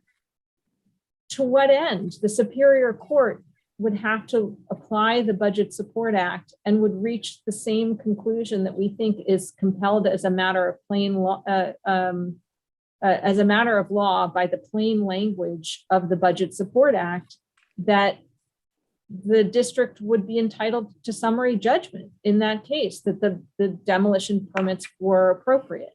Now you're talking about a subsequent case where there might be an argument on the merits that the Budget Support Act does not carve out subdivision permits, recordation requirements. Judge Deal's point is those issues aren't before us and we're not going to talk about those. So to get to the jurisdictional question in this case to help you out in the next case, it's a hard lift for us because in this case, it seems like on the merits, we get to the same place, whether we go through OAH or whether we go through the Superior Court. And what I haven't heard is why that is incorrect. So if you have anything else to say to that point, why on the merits should this case have any more life to it? On the demolition permit, solely on the demolition permit, you are, yes, and so I will put aside the issue of the subdivision, but I do want to, tell you that the extraordinary burdens that raising these issues in this fashion with this lack of clarity from the court system has placed on Friends of McMillan Park and other parties. And I'm deeply disappointed that, if this court proceeds to simply decide that the budget, this case, they can only resolve this case based on the demolition permits, that we will be forced to do it all over again. And by the way, every other litigant who will be facing these unconditioned demolition permits for which no Budget Support Act amendment applies will also be faced with having to deal with the lack of clarity from this court on whether or not to go to OAH, to DC Superior Court, and with multiple trips up and down with requests for stays. So with that, you don't need to pursue a dual track. You keep saying you're being forced to pursue a dual track. You could definitely go before the DCRA and OAH if you don't want to dispute, but that's okay because the District of Columbia is conceding that that is the proper route, right? Why do you need to go both routes? Because we don't get a fair hearing before the OAH due to the lack of an administrative record and due to the inability of the OAH to provide stays, equitable relief, which are absolutely necessary when you're dealing with demolition and new construction. So that is why we chose to go to the DC Superior Court as the better venue for resolving the issue in this context. In terms of the Budget Support Act amendment, which relates solely to the demolition permit, not the subdivision of the site, I will simply say that we view the language differently. We think that that the legislative history shows. And I think we've argued this in our brief, so I'm not sure I should repeat this, but the legislative history shows that the DC Council did not view this in any way as exempting this project from the Preservation Act. It simply was an expression of their interest in expediting the appeal. And the legislative history that the deputy mayor chose to highlight was engineered by its own lawyer. The DC Council did not seek the advice of its lawyer. It has a general counsel who could have advised it on the impact of this language. And instead they opted to take the view of a partisan in this litigation that this legislation was intended to repeal the Preservation Act. And I don't think that the council's decision to reject the White Amendment should be construed as agreeing with that. It could have simply be construed as agreeing with their original legislative history, which that this Budget Support Act amendment was simply designed for the council to indicate that it would like these permits to be expedited and that this project was important in terms of the equities that this court is considering. So, I don't have a whole lot more to say about it, except the fact that there are other cases, and I can cite them to you, where identical language by that notwithstanding any other provision of law has been construed as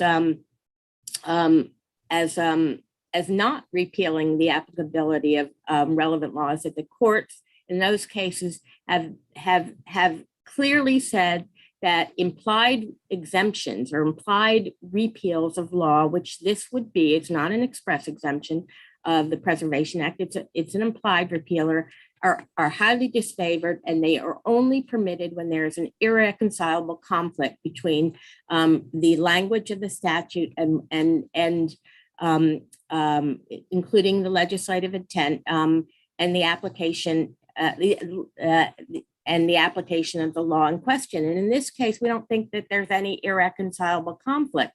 This court, in terms of expediting the appeal, this case never needed to be resolved, or these issues never needed to be resolved in this fashion, except for the fact that the deputy mayor opted to design this project as if there were no Preservation Act restrictions on the ability to demolish the property. They developed an agreement with their chosen developers that basically said that the kinds of certifications that you would normally see that a developer would have to provide to demonstrate their ability to complete a project before demolishing an irreplaceable historic resources will occur after demolition, but simply prior to the transfer of the site. There's no reason why they had to design this project that way, in absolute disregard for the Preservation Act requirements. There's no reason why they cannot proceed more deliberately with this project, particularly since new construction is not even planned for another decade. And let's keep in mind the fact that what's going to happen in 10 years from now when the applicant moves forward with new construction on this site, it's going to be a different world. One can certainly envision a situation where the medical office building, which has always been a speculative office building, will still not have an anchor tenant. That new COVID-related restrictions relating to these sorts of buildings require bigger floor plans and will require them to add an additional height and perhaps on the building, making it flatly contrary to the comprehensive plan, and that they may drop the LEED certification, which is an essential component of the special merit of the project. And you will be left with a piecemeal project that basically has already destroyed all the important historic features of the site, particularly the open space. Because they will likely proceed first with their market rate housing, which is what is a viable development scenario for the project, and then come back after the fact, after historic resources are irreparably destroyed, and say, well, it's too late now to protect these properties. This is exactly the situation that the Preservation Act was designed to prevent, and it is preventable in a way that is completely can be completely reconciled with the DC Council's expression of support for this project, which is a long time project. It's not going forward any day soon. And just in terms of bad faith, I will just simply say that when the court dissolved the injunction, the deputy mayor did not have to go forward with demolition of the cells in the center of the site.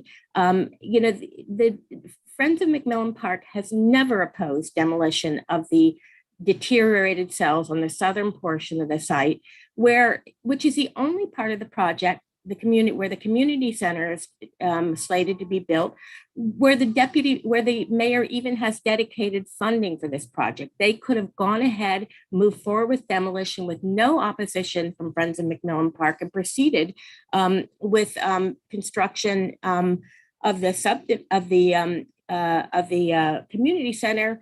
But they chose instead to move forward with demolition in the center of the site, where the cells that are in the best condition are, and to further construction that's not slated to begin for years. And in our opinion, that really slants the equities against the deputy mayor and in favor of, again, enjoining the project. I see I am out of time. I can continue if you would like to hear more of this, but I'd also like to answer any questions you might have. My colleagues have any questions? We will let you take a seat for a little while, Ms. Forster, and give you some time on rebuttal. Thank you. Ms. Boykin, I understand that you will be presenting argument for up to 5 minutes. And if you would just begin by stating your name for the record and then go ahead with your argument. Go ahead. Speak up. If it may please the court, your honors, my name is Jimmy Boykin. I live adjacent to the park on North Capitol Street since 1969.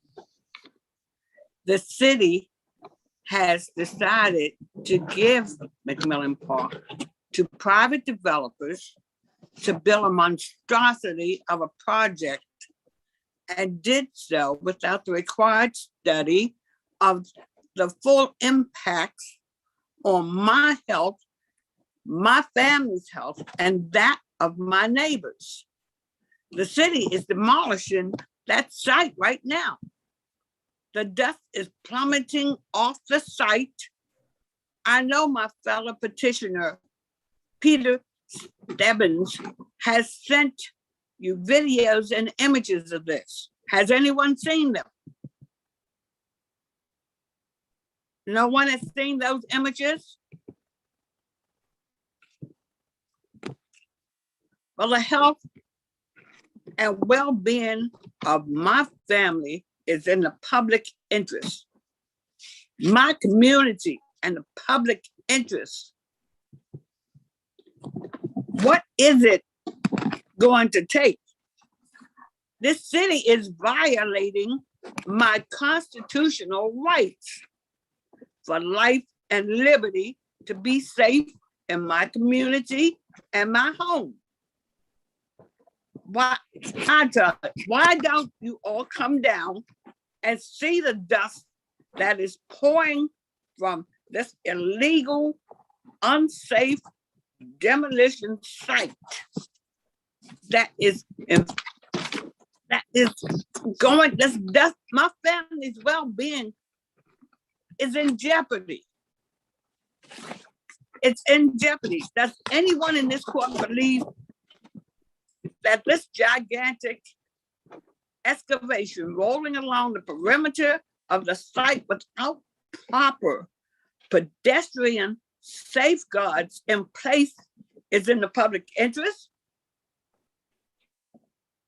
The DC construction codes protect my constitutional rights to life and liberty, not the city's desire to harm and maim me and my family and my neighbors.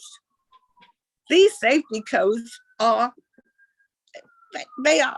they're referenced in our appeals.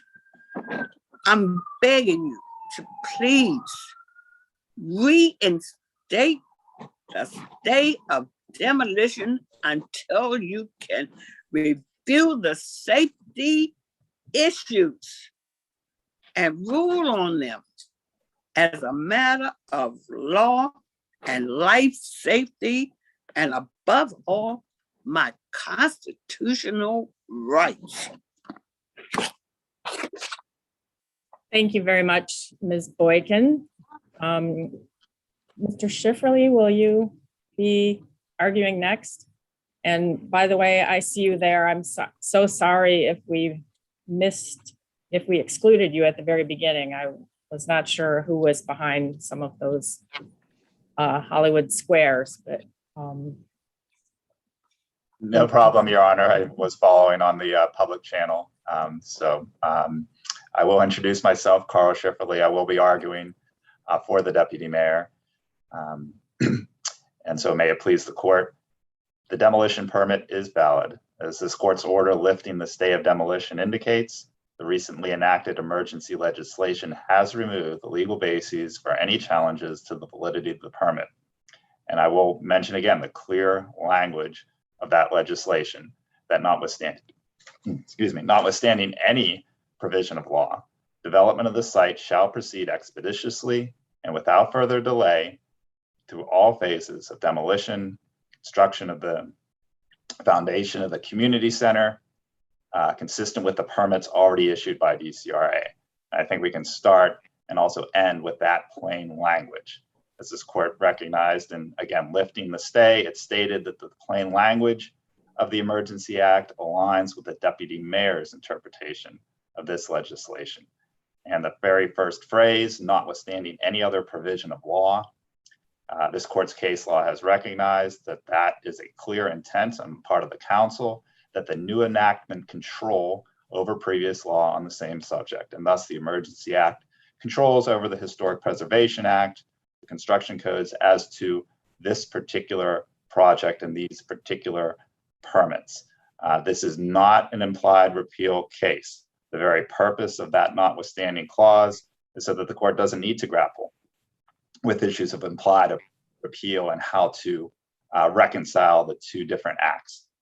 Its very purpose is to state that this Emergency Act does control and thus precludes any challenges, any legal basis for the challenges to the validity and issuance of those permits.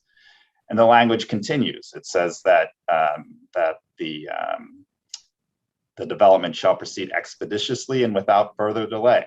This is mandatory language. It is not, as FOMP would have it, meaningless, ineffectual statement of the council's aspirations. It is mandatory language. And this language. Sorry to interrupt you. Concerns have been expressed about, how the demolition is occurring. Query whether those concerns are properly before us, right? I mean, the issue that was teed up for us vis-a-vis the demolition permits was whether or not they were issued at the proper time and whether sort of predicate things had happened before the demolition permits were issued. Is it the district's position, the deputy mayor's position, that if some other type of issue were to arise in conjunction with the demolition, say, for example, toxic fumes suddenly began emanating out of the site and people were falling seriously ill, that there would be no legal recourse because of the plain language of this Budget Support Act that says, notwithstanding any provision of law? Is it that broad? No, Your Honor, it is not that broad. It does go to what Your Honor said, that it exempts this particular project and these particular permits from challenges based on the validity or the issuance of the permit itself. Simply because a permit is valid and issued doesn't mean that therefore there's no other law that applies when those permits are carried out. So the construction demolition activities that follow based on the permit are still subject to health safety requirements. DCRA or the other whatever appropriate district agency, if it's the Department of Energy and the Environment, still has the authority to ensure that those permits are carried out consistent with those health and safety requirements. But the issue in this particular case, the validity and the issuance of the permits themselves, the legislation does control and direct the result in this particular case. But as I said, there's certainly the obligation of district agencies to enforce the implementation of the permits, how they are carried out by the contractor to ensure that health and safety requirements are met.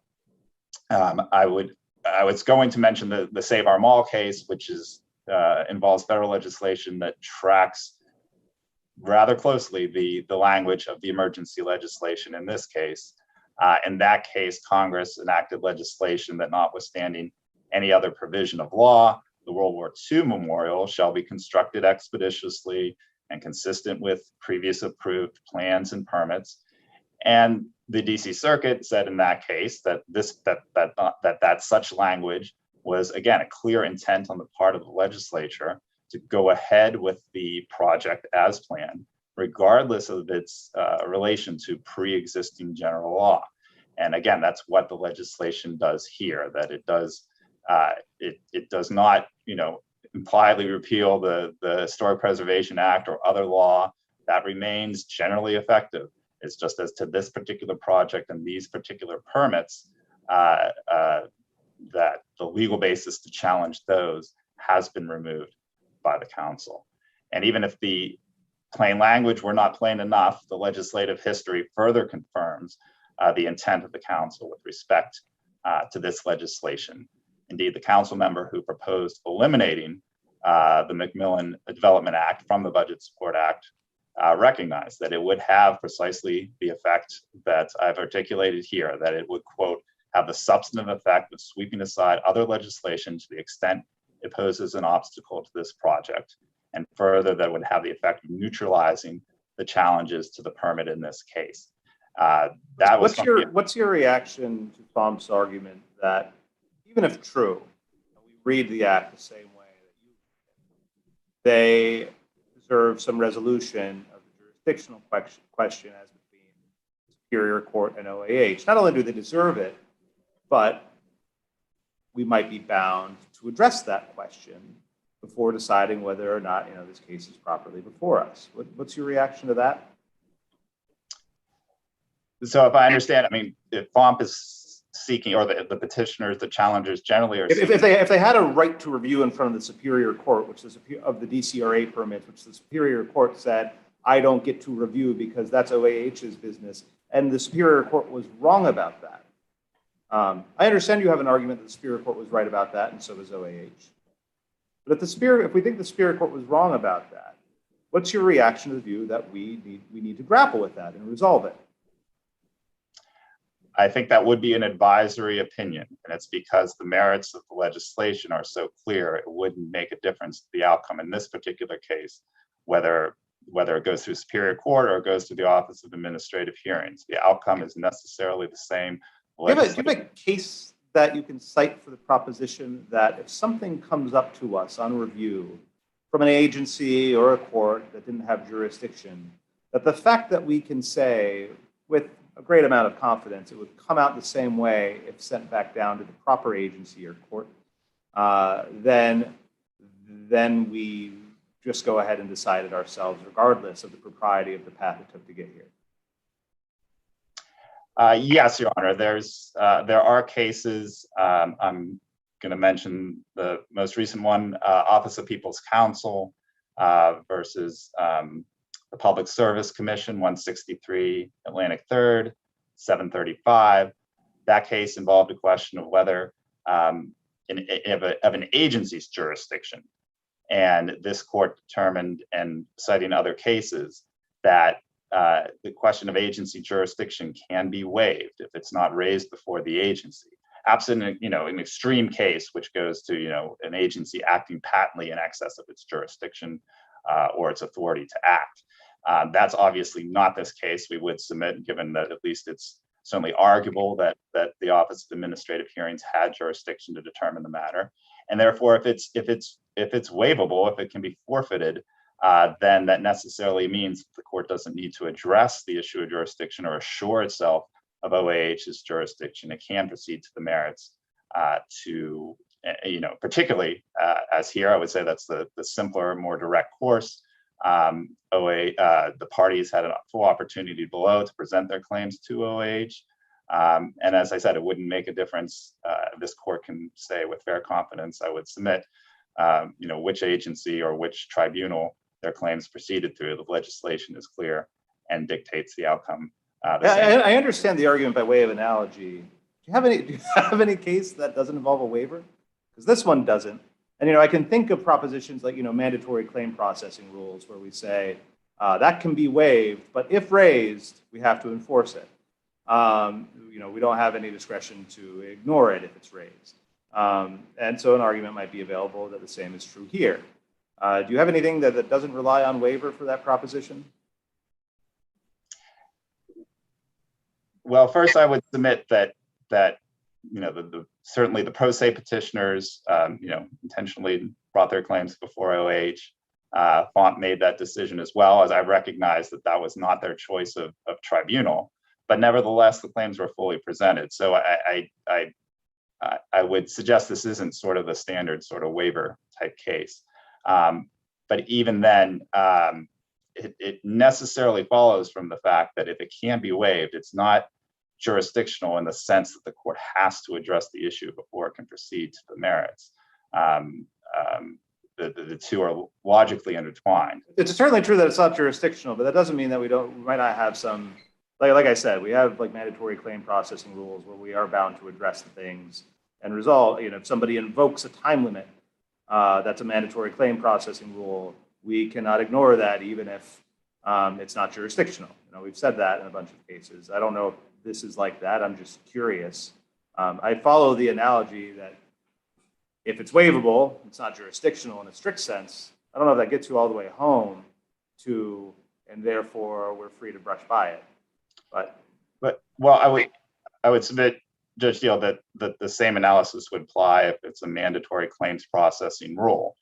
If it is invoked, then the court would have to address it in order to, reach a different result. But if the court can simply affirm on the merits and not have to address the claim processing rule, even, if it were to decide, in the favor of the party seeking affirmance, then the court can do so. It's even though the court, would have to consider it if it were necessary in order to decide the case. I think if it's not necessary to decide the case, if the court can simply affirm on the merits, then it can do so. So it doesn't, we would submit matter of the context, whether it's, a challenge to agency jurisdiction in this case or a mandatory claim processing rule. The court does have the discretion to affirm on the merits if that is the court's inclination.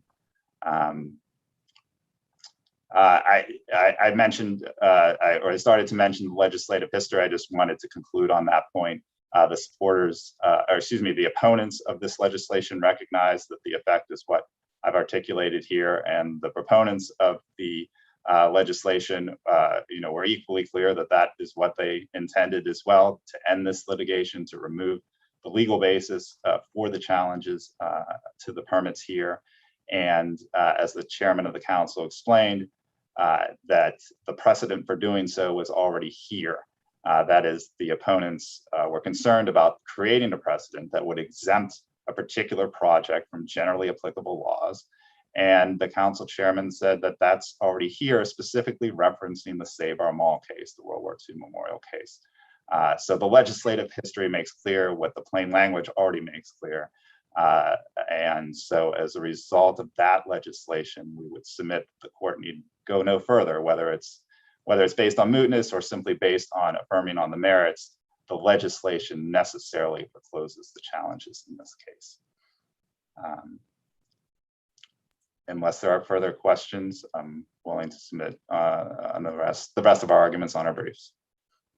Thank you, Mr. Schifferle. And I should have clarified this from the outset, but you're covering the appellee's arguments yourself? Mr. McKay is not arguing, right? That's correct. Okay, thank you. Thank you. Thank you. Ms. Förster, we will give you a couple of minutes in rebuttal. Thank you. To council's point that he acknowledges that the Budget Support Act amendment does not exempt this project from the life safety requirements applicable to building permits, which would include, I might add, the asbestos issues that the pro se petitioners are so concerned about. I think that proves our point because those issues are identical to the preservation issues. These are requirements that are applicable to the demolition permit. They don't necessarily challenge the permit. They challenge whether or not the permit can be issued consistent with the applicable laws, including laws that protect the health and safety of the people who are engaged in demolition on this site with potentially hazardous materials, as well as the neighbors who live there. Ms. Forster, I'm sorry to interrupt you, but you said it proves your point, and I'm wondering which point do you think it proves?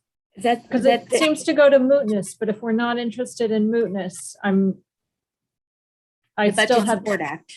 Our point that the Budget Support Act did not intend to exempt the demolition permit from all applicable laws, including the laws, the Preservation Act, and including the health, life, and safety, environmental laws that also apply when the government is going forward with this Demolition Act.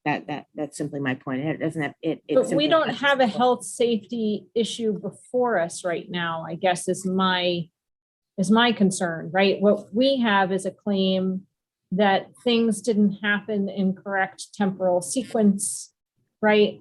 That's the challenge to the demolition, the issuance of the demolition permits that has been briefed before us, right? Well, the pro se petition, actually, that's Friends of McMillan Park certainly has only challenged the demolition permits on the basis of the Preservation Act, but the pro se petitioners have raised a host of environmental compliance issues relating to the demolition permit. And I think Ms. Boykin addressed those issues, particularly relating to asbestos. So, the repeal and exemption argument that has been offered by the government is exceedingly broad. And if you accept that it was intended to exempt the project from Friends of McMillan Park's efforts to enforce the Preservation Act, you also have to accept that basically the District of Columbia is allowed to proceed lawlessly if it so chooses. And I'm not saying that they have so chosen, but this basically says that the DC Council has basically said that the deputy mayor can go forward with demolition without regard to any applicable law. And I submit that's not what the DC Council ever intended to say. I also wanted to address another couple of issues relating to the Budget Support Act amendment and the statement by council that this is not an implied repeal situation, that this is an express repealer. And I refer you to our 28K response, and including the case of Northwest Forest Resources Council, which involves the identical, notwithstanding any provision of law, provision that is not attached to the substantive legislation. And the court, as well as other courts, have always addressed the Glacier Bay case that we have also cited in our opposition to the motion to dissolve the stay, as well as the and I can cite you another one that I just pulled up, because this is a frequent occurrence by Congress, where they pass appropriations law saying, notwithstanding any provision of law, we like this project, wanted to go forward. Ms. Forster, I guess it's just I'm not quite sure that I find sort of the identification of that language and pulling it out of context to be terribly helpful. I mean, I actually read the Northwest, sorry, I'm blanking on the name, Northwest Forest Resource Council to be unhelpful to your argument, because it's saying there isn't an implied repeal there, right? I mean, in that case, the question is whether or not certain contracts for sale can be acted upon. And, there's certain people who are buyers who are still out there and ready to go. And there are others who, no longer able to make the purchase. And the question is whether this language means that the agency has to sell to other unsuccessful bidders, and they say no. But as to the people who are still ready to buy and to purchase, the legislation is valid. And that seems to be on all fours with what's going on here, which is you have the developer in this case who's saying, here we are, we want our demolition permit and we want to develop this property. Now, maybe this legislation wouldn't work if Vision dropped out of the project, right? And some other entity tried to get a demolition permit, but under Northwest Forest Resource Council, it seems like this legislation does exactly what it did for the people who are trying to buy lumber under the federal legislation. So my point was simply the analytical framework that the Ninth Circuit engaged in when it reviewed this notwithstanding language. And that is that, you know, they viewed it as a question of whether or not it was or was not an implied repeal. Right. And my point is that using that analytical framework, they said it wasn't an implied repeal. For some aspects, but it was an implied repeal for other aspects of the project. And I guess my point is that they did engage in an analysis and a more detailed analysis than this court engaged in when it dissolved the stay of the whether or not there is an irreconcilable conflict between the language and the intent of the legislative body and the language of the amendment purporting to apply to this particular project. And so my point was simply to Mr. Schifferle's point is that he said this is an express repeal. It's not. The issue before you is it an implied repeal, and it is only an implied repeal if this court finds that there is an irreconcilable conflict. I would also add that the Save Our Mall case, which the government continues to press as an example, is not pertinent. That was my case many years ago, and I can tell you that this case was resolved on the jurisdiction stripping language of the congressional legislation, which Congress has the power to do vis-a-vis the federal courts. But of course, the DC Council does not have the authority to strip this court or any of the DC courts of jurisdiction over FOMP's challenge.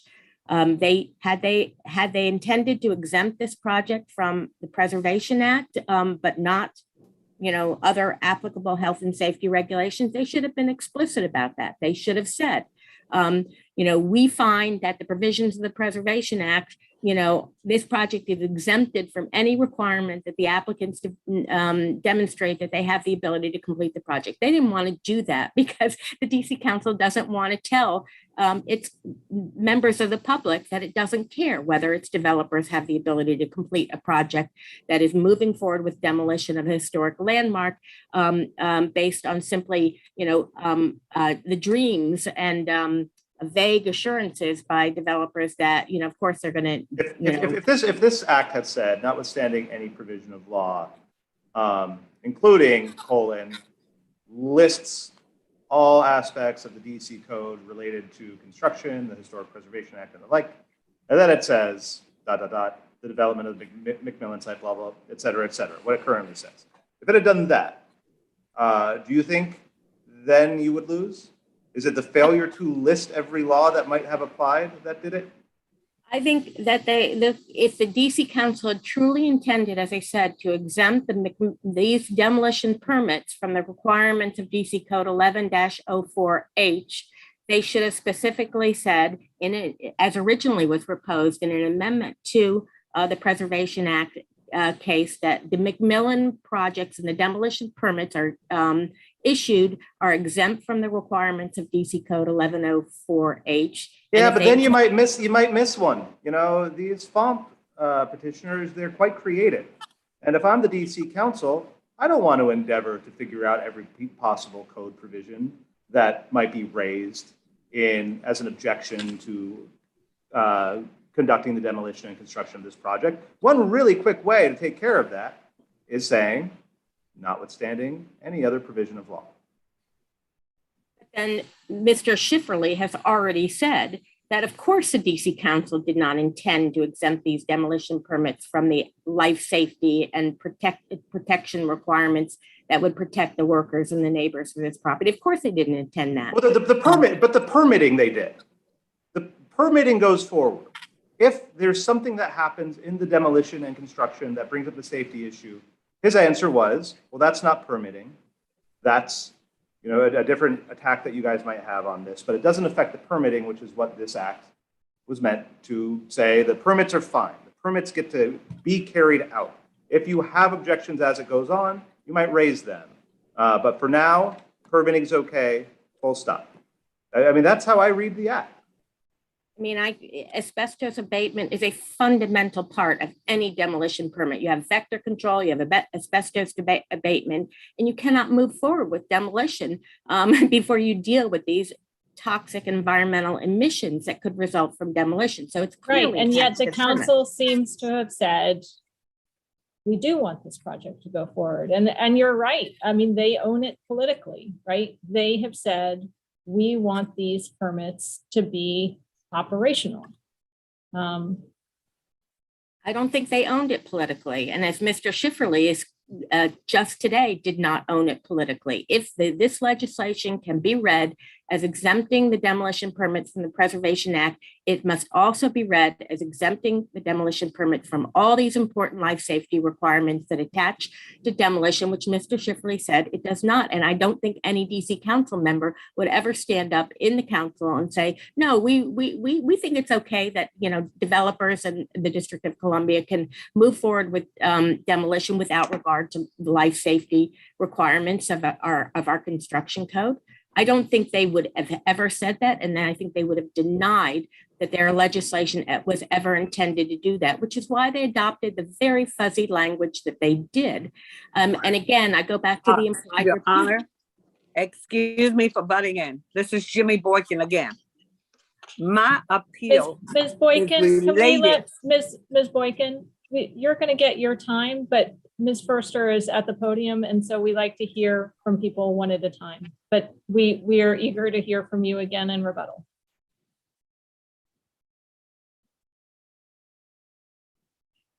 So I was simply saying that the DC Council knows how to exempt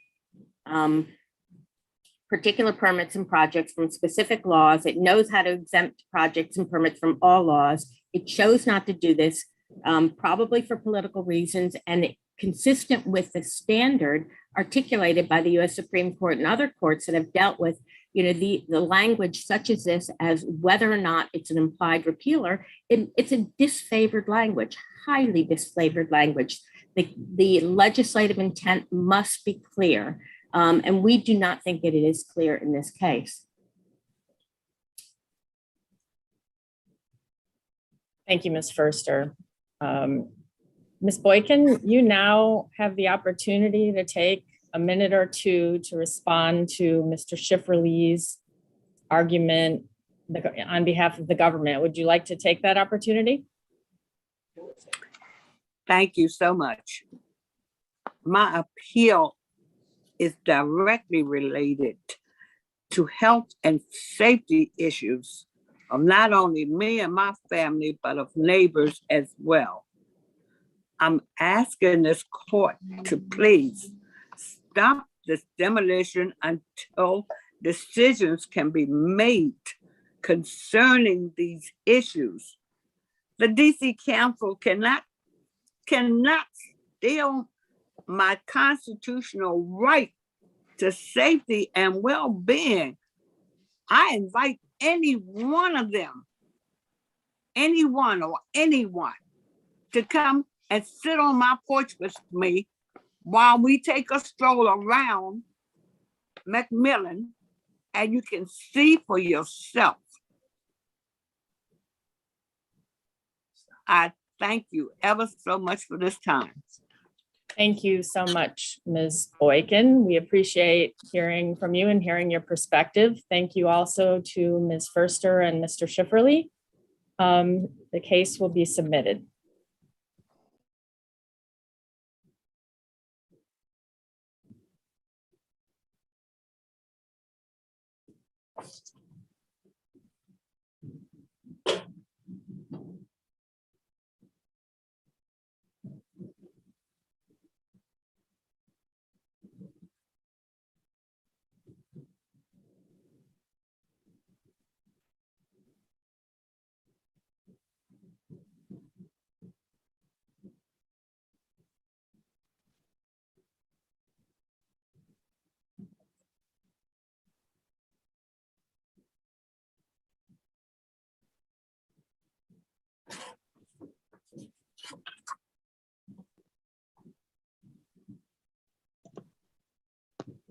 Hello, everybody. Can you all hear us? Yes, Okay.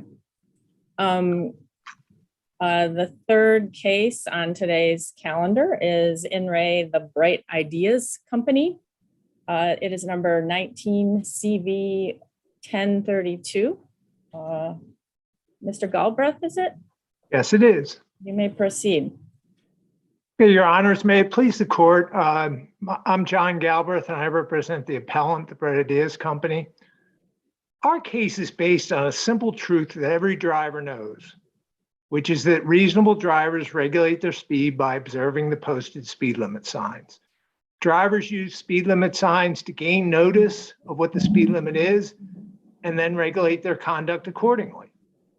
And when the speed limit is not reliably posted, very few, if any, drivers would say to themselves, well, then I will go 25 miles an hour, because there might be some municipal regulation which states that's the speed limit for every public road when there are no signs.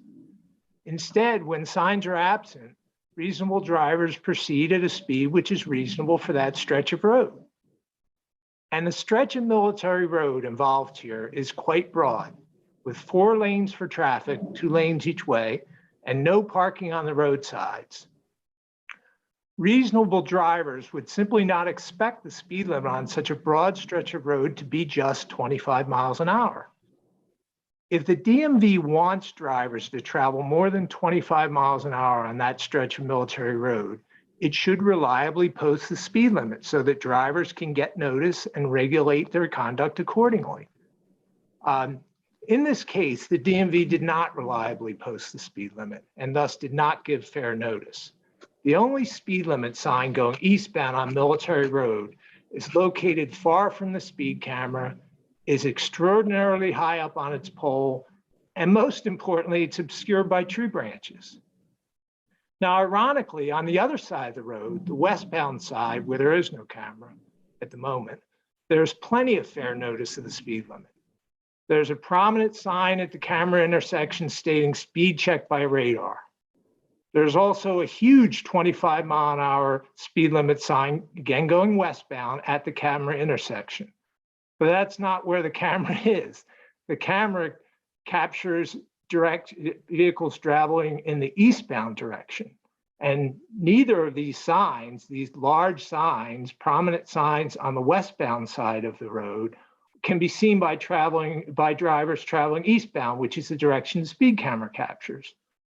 Now, Mr. Galbraith, Yeah. have you gotten your money back? No, I have not. And Have you received a check that you chose not to cash? No, have not.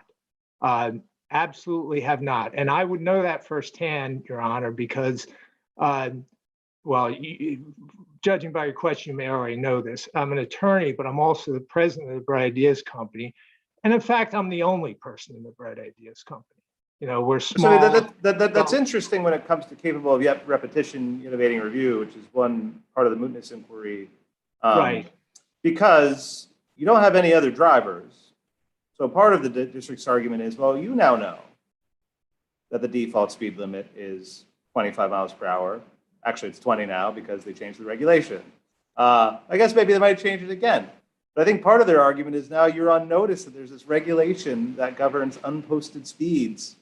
And so you're not going to be caught unaware ever again. This constitutional issue will never come up with you because you are on extreme notice of this being regulated. That is true for myself. Okay, but there are other elements that say this is not moot. And if you would like to, I could swing to that now issue. Stick on, I don't want to divert you. Stick on the topic that you want to talk about. Okay, that's fine. Thank you. I will address the mootness issue that was raised in the motion to dismiss later in my argument. So I was talking about how there's plenty of fair notice on the westbound side, not on the eastbound side where the speed camera is. It's almost as if the speed camera was originally on the westbound side, wasn't getting enough revenue, they moved it to the eastbound side. But here's an example, again, on fair notice, which illustrates, I think, that catch-all regulations like the one at issue here do not provide fair notice. Suppose you're driving 55 miles an hour on a limited access interstate highway, where a reasonable driver would expect the speed limit to be 55 miles an hour or perhaps even higher. Police officer pulls you over for speeding and states that the speed limit there is 40 miles an hour. And when you point out that there are no signs stating this unusual speed limit, the officer smiles and says, well, we've enacted a local regulation which says the speed limit is 40 miles an hour on all highways where the speed limit is not posted. You know, you've got a better argument than that, Mr. Galbraith. You've got an argument that if you're pulled over at a place that's posted 40 miles per hour and the posting is obscured and illegible, then they can say, well, you're right, it is obscured.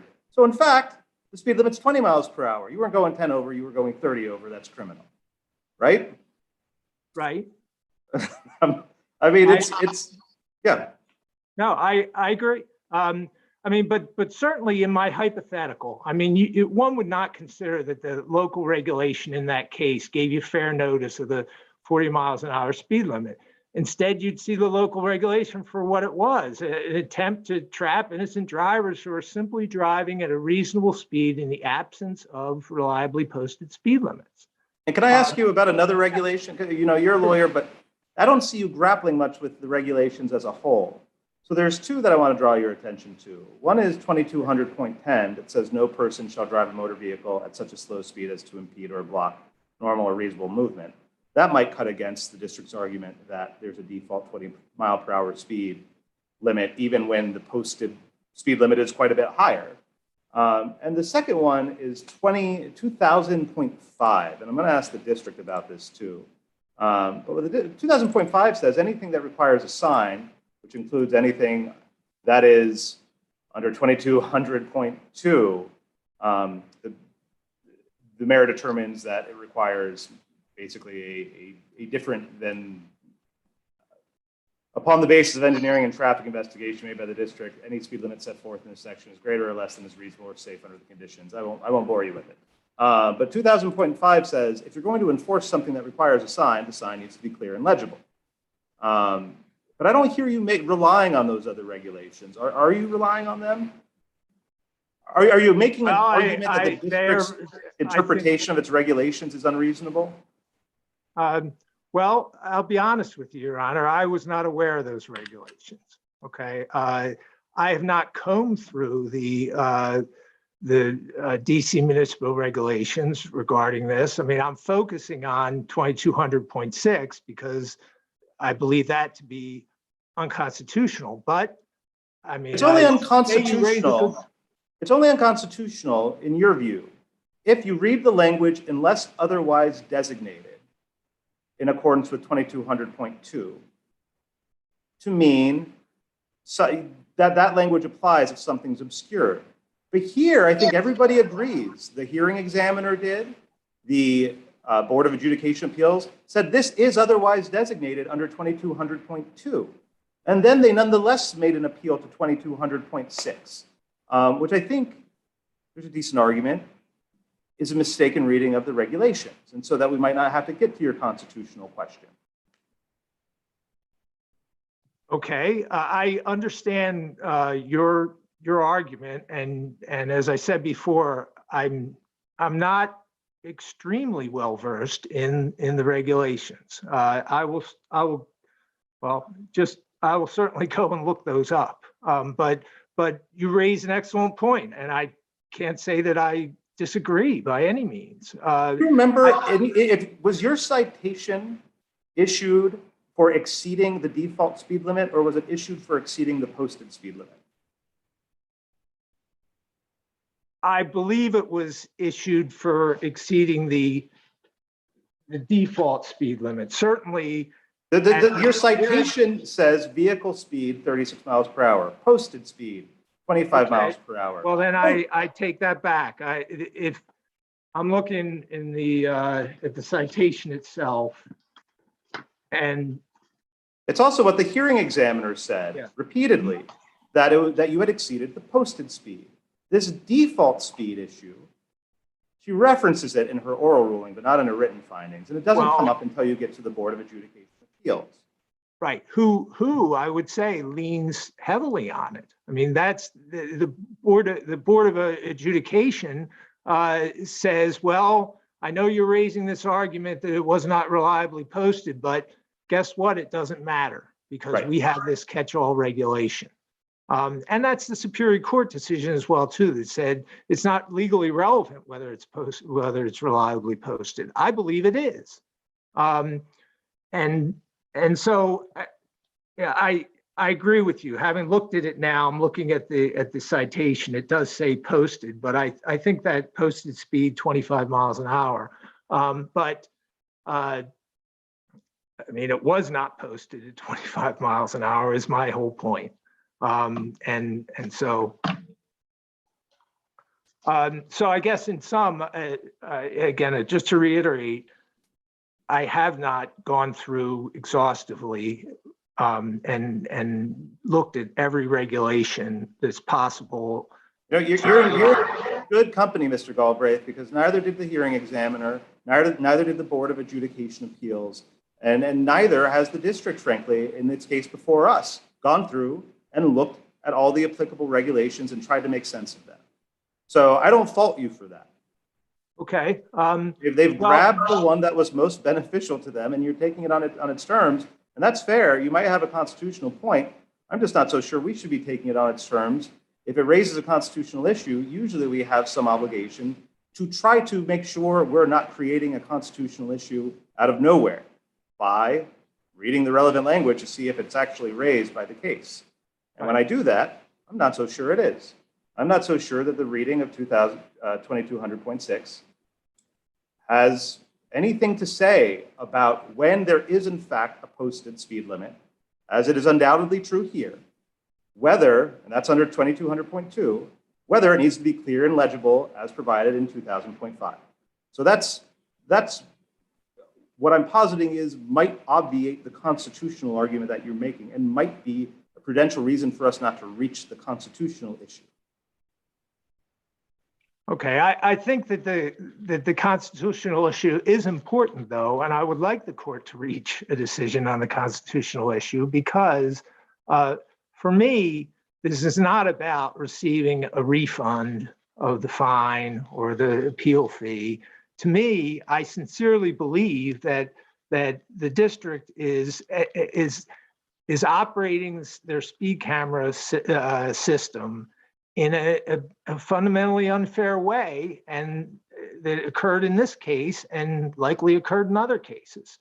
So I would actually like the court to reach the constitutional issue of fair notice, but I understand what you're saying as well.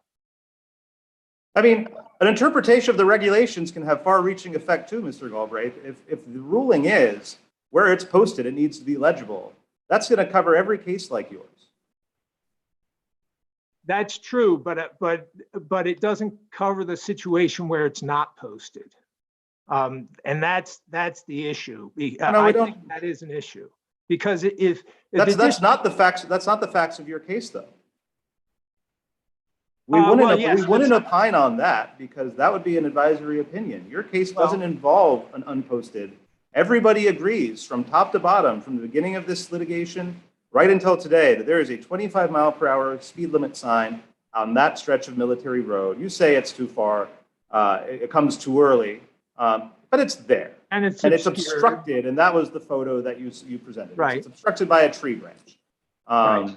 Nobody really, so far as I can tell, in the Board of Adjudication Appeals or the Superior Court really addressed whether or not you're right about that. Certainly some evidence to support it. Right. They didn't care. Neither of them cared. The Superior Court said, well, we understand you're making an argument that this is not reliably posted, but we don't care because it's not legally relevant because of 2200.6. And the adjudication board said the same thing. So okay. Is it fair to say, Mr. Galbraith, that particular fact was not resolved, or there are no findings at all on that?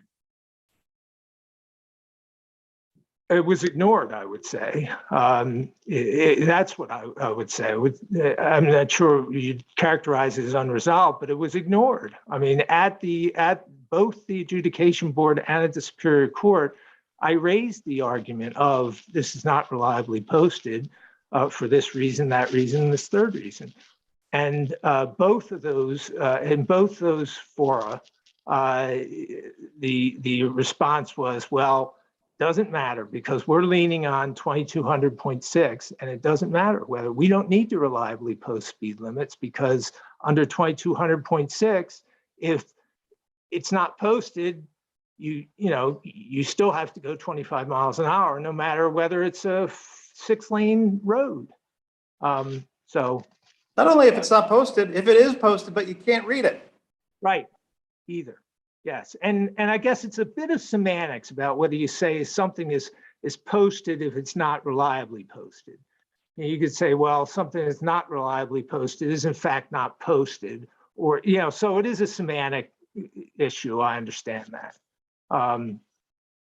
Okay, I guess we've covered quite a bit of the fair notice issue, but I just sum up there by saying that before moving on to two of the other issues in the case, including mootness, I just sum up by saying in some, reliably posted speed limit signs are what give drivers fair notice, not some catch-all local regulation like 2200.6.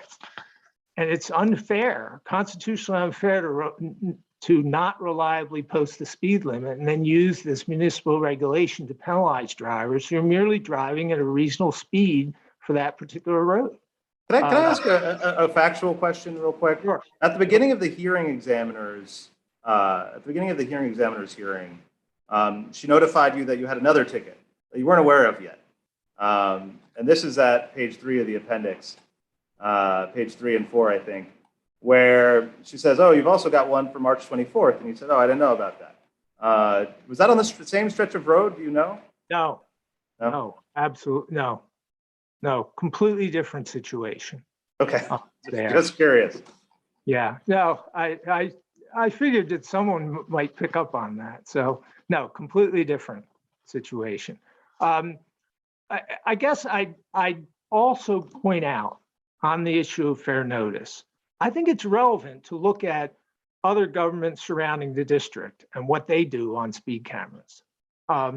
It's at least relevant to take notice of it. And when you look at Maryland, for example, speed limit signs for in their speed camera system, their speed camera legislation, speed limit signs are prominently posted approaching and within the stretch of road on which the speed camera is located. And before using a speed camera, local jurisdiction must also install signage stating that a speed camera is in use. Similarly, Virginia requires that signs be conspicuously placed in any speed camera zone, stating the maximum speed limit and that cameras are being used in the area. None of these important fair notice protections are present in the regulations governing the district's speed camera program. And in the addendum to my brief, I include that that legislation and those regulations. And I think it is relevant to look at what the surrounding, the jurisdiction surrounding the district, how they handle this, because it gives an indication of what is considered fair notice with regard to speed cameras. Okay, I'll quickly move on now to talk about two other things. Mootness I'll handle last, but I did want to address an issue that the government has argued in their brief, which is really a motion for summary affirmance. They argued that we had not raised this fair notice issue, excuse me, and so we shouldn't be permitted to raise it now. That's just simply incorrect. At the very first DMV hearing, and you can see it in the transcript, we specifically argued the notice issue with the hearing examiner, and that's in the joint appendix, pages 6 to 8. You can take a look. There's a whole discussion of this is not properly posted, the reasons why it's not, that it's obscured, it's high up, it's far from the camera intersection. There's a whole discussion of it. So we very clearly raise it. We don't we don't utter the words fair notice, but I don't believe that's necessary to actually raise a fair notice issue. Anyone reasonably reading that passage would say, well, he's raising the issue of was fair notice given of the speed limit. And we continue to argue the notice issue in our request for reconsideration to the hearing examiner. That's in Joint Appendix page 20. And again, before the Traffic Adjudication Appeals Board. That's Joint Appendix 23 to 24. Thus, we should not be barred from raising it in this appeal. You know, there's another reason, Mr. Galbraith, which is that we issued an order on October 26, 1 year ago today, 2020, asking the district to file a supplemental brief addressing whether you had an obligation to raise these issues before the administrative agency. They have never filed that brief. So far as I'm concerned, they've conceded the point that it's been adequately preserved. Okay. All right. I'll move on and finish with the moot issue. As we discussed earlier, we've not received, I say we, I mean, it's basically me, to be honest. I've not received any refund of the $100 fine and $10 appeal fee. Even assuming, arguendo, that the DMV sent a refund, it would have been sent in the teeth of the 2020 holiday period. I don't know what method they would have used to send it, but if US mail was used, it's well known that the Postal Service had severe delivery problems at the end of 2020, and these severe problems extended well into 2021. In fact, the entire Maryland congressional delegation wrote a letter to the postmaster in DC and the postmaster in Baltimore. I'm sorry. Is this a new issue about whether or not you got notice of the infraction? No, not the infraction, the refund under mootness. Whether okay, got it. Okay, I didn't track. Understood. No, right. No, that's fine. I'm explaining why it's entirely understandable that I did not receive this refund. If it was sent by US mail, the mail was completely screwed up at the end of last year through the holiday period and after. So I'm frankly, I will guarantee you, and as an officer of the court, I did not receive it. No one else received it. We did not. Would you be satisfied with an order that said this appeal is dismissed as moot, attendant with this further order that the district shall refund his $100? No, right. Because I guess whether or not you receive the check or not is not really going to move the needle on mootness one way or the other. You wouldn't be satisfied with it, and they would say, well, we'll get it to them. We'll cut them a check today. Come by. So I don't think that's where you want to focus. Right. Okay. Well, let me move on to the second point on mootness. We requested more than just a refund of the $100 fine and $10 appeal fee. Our brief concludes with the reasons that the DMV's practices violate the fair notice requirement and states that the appeal should be dismissed for those reasons. And they're important reasons. I don't need to quote it from the last paragraph of my brief, but just I talk about where driving's concerned, reliably posted speed limits are the fair notice means that reasonable drivers use to regulate their behavior, not some obscure municipal regulation, and that a government cannot fail to reliably post the speed limit and then fall back on a catch-all regulation, which mandates an unreasonably low speed limit when speed limits are not posted. And so I very clearly discuss the reasons why the problems that we have with this citation and the speed camera system, not just I would like a refund, please. So clearly we seek the court's ruling on the important fair notice issues in this case, and the DMV should not be permitted to sidestep these important issues at the 11th hour by voiding the ticket. Because if they did so, this would lead to a practice of, if another citizen challenges the DMV's practices in the future, DMV could just wait. If the citizen sticks with the challenge, the DMV could wait till the last minute, like they did here, and just void the ticket and thereby evade judicial scrutiny of their practices. So that goes into the issue of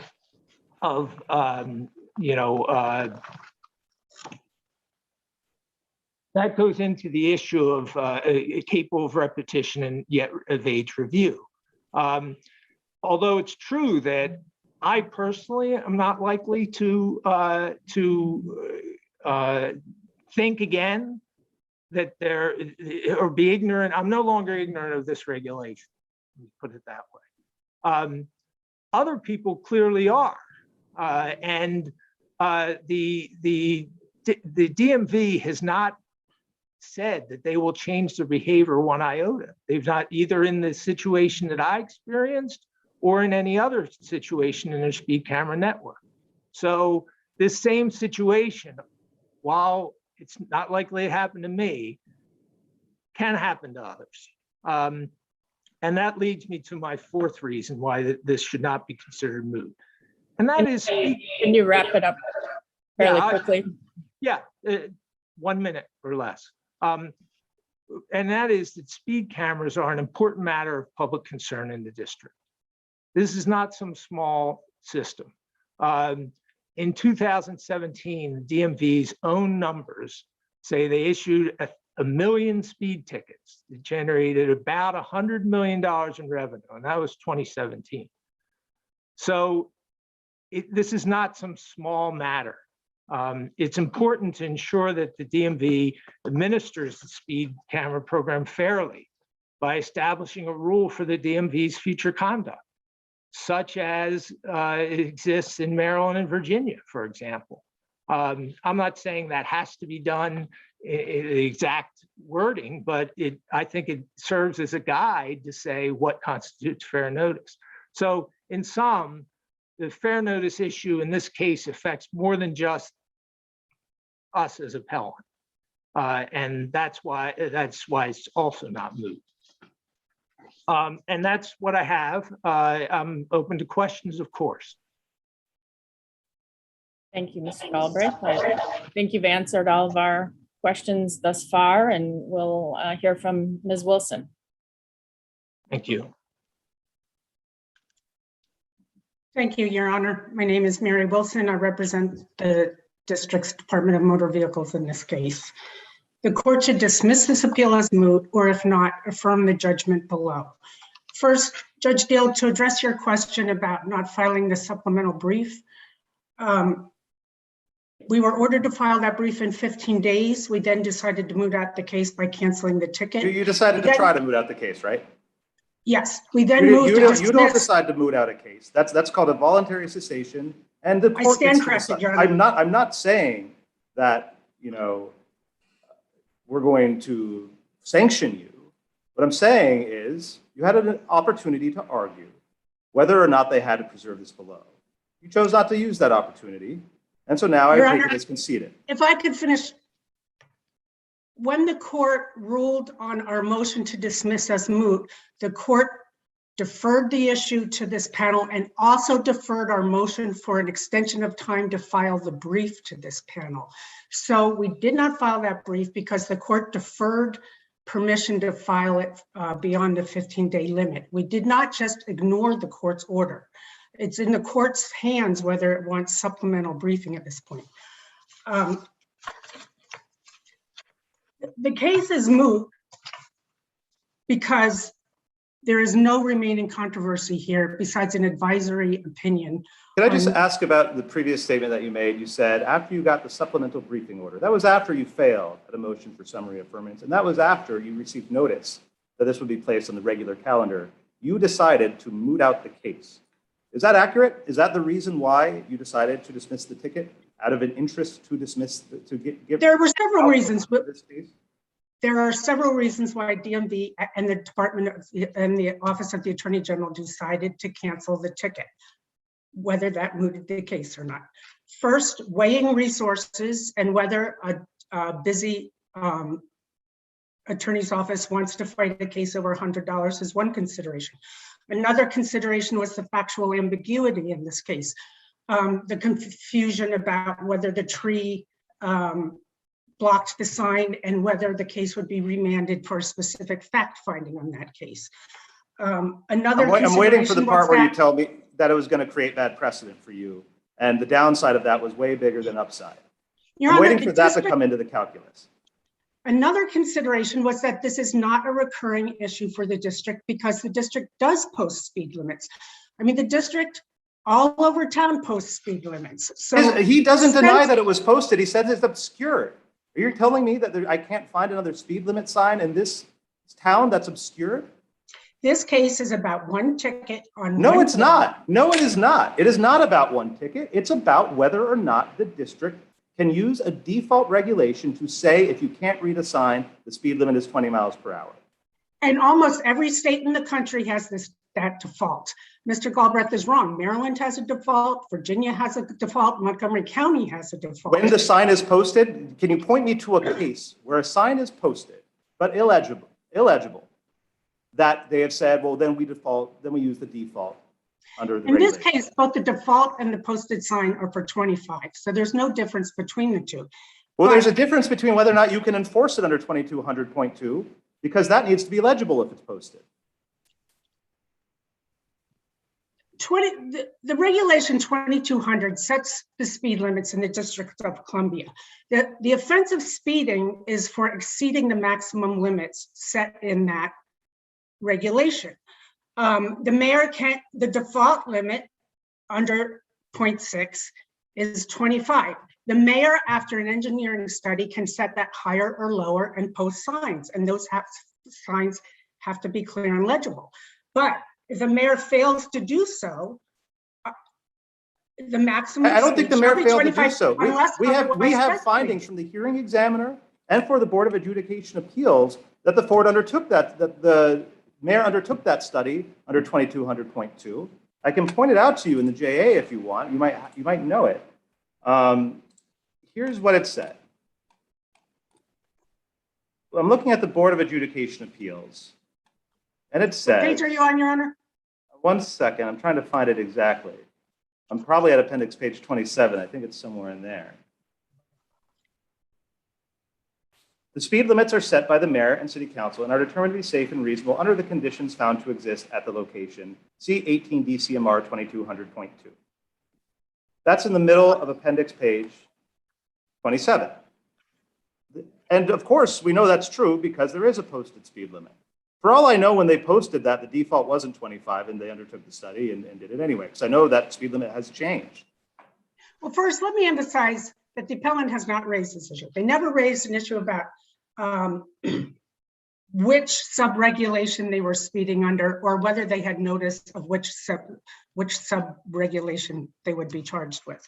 But here, if the sign is not visible, then it is the same as not posting it.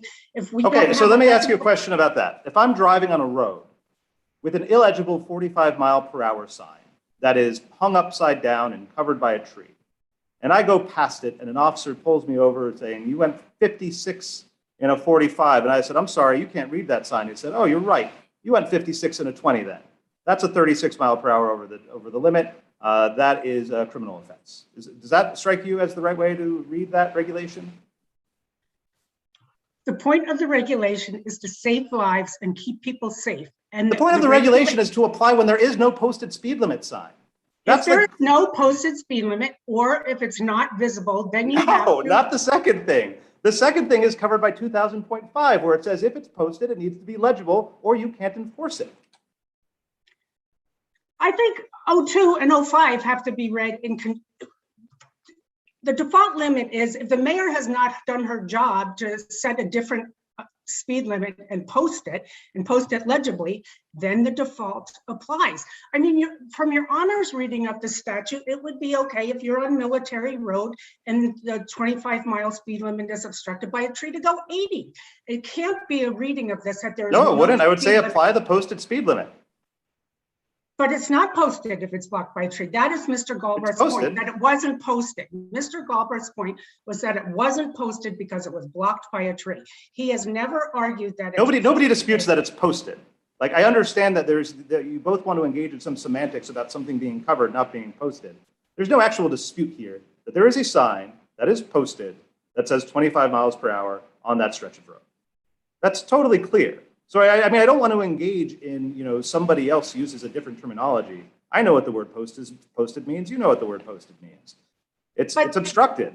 But that's why the case is moot, Your Honor, because the speed limit was posted. So there's this sense that the district doesn't post speed limits. No, or it's not that doesn't it's not they might be obstructed and you can't enforce them if they're obstructed. You need to show there's that one somebody could have example seen this here speed of- limit sign. There's one example. There's been no showing that this is likely to recur. There's So been let's talk about that. You say this is unlikely to recur. And what you say about that seems to be, I've talked to some DMV personnel. Tell me what those conversations revealed. First, I researched cases in this court. We have not seen any Yeah, cases. in tickets, this court traffic tickets don't involving come a up. default. You know that. Well, yes, they don't. So we don't know if that we have No, it's evidence that because this it's is such a recur. minor infraction. Nobody's got the time and energy to bring it up on appeal. And the district, when one finally made its way up here, decided it wanted to get out from under it, so it didn't get a ruling on the issue. It's not Your because Honor, they there's a don't. They come premise up that the every day. district- Your Honor, there is a premise that the district is acting in good faith. And if we, You just told me you decided to moot out the because we case. did not see this as a recurring issue, and we did not, and in fact, the district does post speed limits all over, and there may be an issue that this one was blocked by a tree 5 months before this ticket, but there's no evidence in this case that the driver of the car didn't see the speed limit. There was So no evidence. you wouldn't mind a ruling saying that the regulations are best read to say, if it's posted, it needs to be clear and legible. Because that's not a recurring issue so far as you're concerned, and it won't do any harm to the district's efforts to enforce traffic. Your Honor, if the court's going to rule that under the due process clause, then we're worried about the slippery slope. The district and no jurisdiction routinely posts its traffic laws. We don't post seatbelt signs. We don't post signs that you shouldn't drive drunk or what the Everybody blood posts alcohol speed level limit in the car. signs. We don't post when you can use your cell phone. So if you're going to rule under the due process clause that there has to be a posting of this traffic regulation for a driver to have notice of it, that's a slippery slope that yes, the district doesn't want. It is How not. about the regulations are best read to say, when it's posted, it needs to be legible.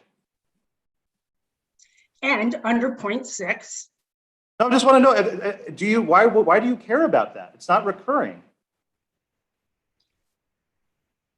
well, it's not raised in this case. I haven't had a chance to brief that issue because it wasn't raised.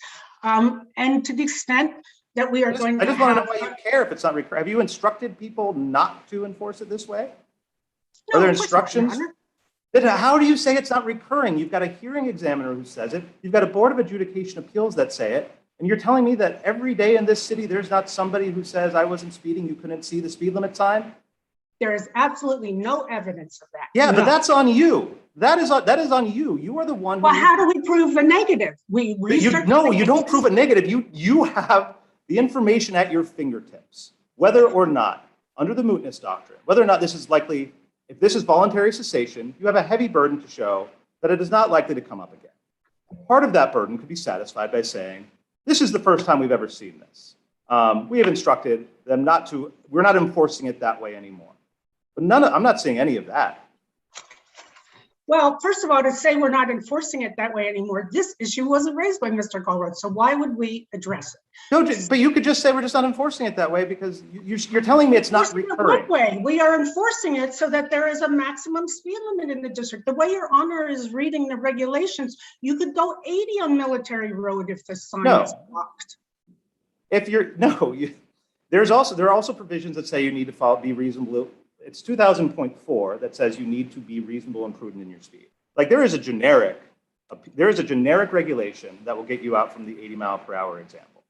The And question then is, perhaps we'd have a driver who would argue that just like here. yeah, they could argue where it, they're he going to wants a lose. hearing by hearing adjudication on what is reasonable, rather than have the district exercise its police powers to say. But hearing by what is- hearing on what is reasonable only in those cases that you say aren't going to exist.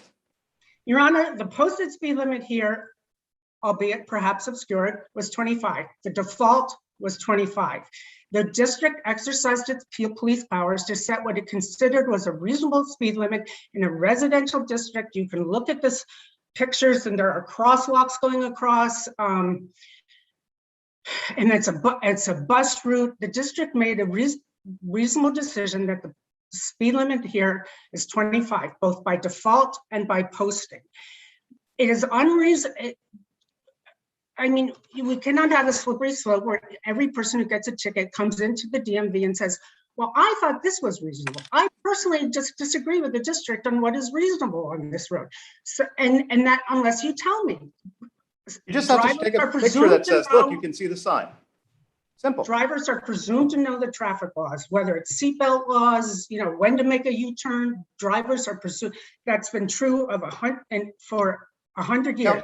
Counsel, I'm just having a hard time with two things that are coming out of opposite sides of your mouth. One is, this is going to be a slippery slope of drivers making this argument. The other is, oh, this never happens. We're never going to have to appeal to a default speed limit because that just never comes up. So, I mean, which one is it? Does this come up and it's going to be it's both, Your Honor. Or does it not come up? Because the district routinely posts speed limits, even when they match the default, and routinely posts warnings about radar. I mean, all over town, you see radar enforced, radar, and that's required by Title 50 of the DC Code. It's required to warn people when we have used radar. Because of that, the district made a determination that this case was so sui generis, it was not worth our time to defend, that we did not see any recurring issue here, that the default speed limit and the regulatory speed limit and the posted speed limit was the same. We do not want to be in a hearing by hearing adjudication of what is a reasonable traffic regulation. That is the district's police power to decide. And you can't be going, you can't have drivers coming in saying, well, I didn't see the sign, or the sign was blocked, so I decided it was 50 because it was a 2-lane road. I mean, it doesn't. If you want to get out of this on mootness by continually appealing to this not being a recurring issue, then I invite you to file something that assures us it is not a recurring issue, that the hearing examiners and Board of Adjudication Appeals do not apply this default speed limit every time that somebody says a sign is obscured. Or file something that says, in the last 5 years, nobody else has ever said that a sign has been obscured, which would be quite surprising to me. If you want to do that, that's one thing. But so far what I'm hearing is, well, it's not recurring in this court because nobody ever appeals things up this high, so we shouldn't worry about it. And that doesn't sound at all like the burden that the district needs to carry to satisfy the voluntary. To be fair, that's not what we said in our motion. We said we've never seen the issue come up to this court, although other cases about the radar and the traffic tickets have. People care about them, and that it is not a recurring issue at DMV. Perhaps we should have filed an affidavit on that, but I just want to know what that means. It's not a recurring issue at the DMV. Like, what does that mean? Does that mean the hearing examiners and the Board of Adjudication Appeals normally don't interpret this way? Or does it mean that people tend not to say that signs are obstructed, which would surprise me? Because the district does post the speed limit, even when it's the default. They don't usually rely on the default, is what I was told. Usually, and not ever, different things. You know, if it's not recurring, it has to be that it's not coming up at all. The rule is that it could never, ever possibly. I'm not saying that. I bet you it comes up every day, counsel. So if you want to give me some stats on how often somebody says a sign is obstructed, and a hearing examiner and the Board of Adjudication's Appeals say, oh, we wouldn't ever appeal to this default speed limit, by all means, tell us that they're not doing it that way. But until we hear something like that, I don't have any assurance that this isn't recurring, and it's your burden to do that if you want this on out on mootness. Well, and we also have no evidence that we are abusing the traffic, the District of Columbia abuses the traffic laws for financial gain, or is deliberately posting unreasonably low speed limits, which is what Mr. Galbraith has been arguing. We responded to his argument that we do this deliberately and that we abuse the traffic laws for financial gain. And in response to that argument that was raised, I mean, there was no general argument that we don't trim tree branches. The general argument was that the district is doing this deliberately for financial gain and setting unreasonably low speed limits. And here, first of all, the speed limit was not unreasonably low in a residential district with pedestrians. And that is the issue that we responded to, that the district, you know, if you look at the Department of Transportation's website and you presume the government is acting in good faith, they say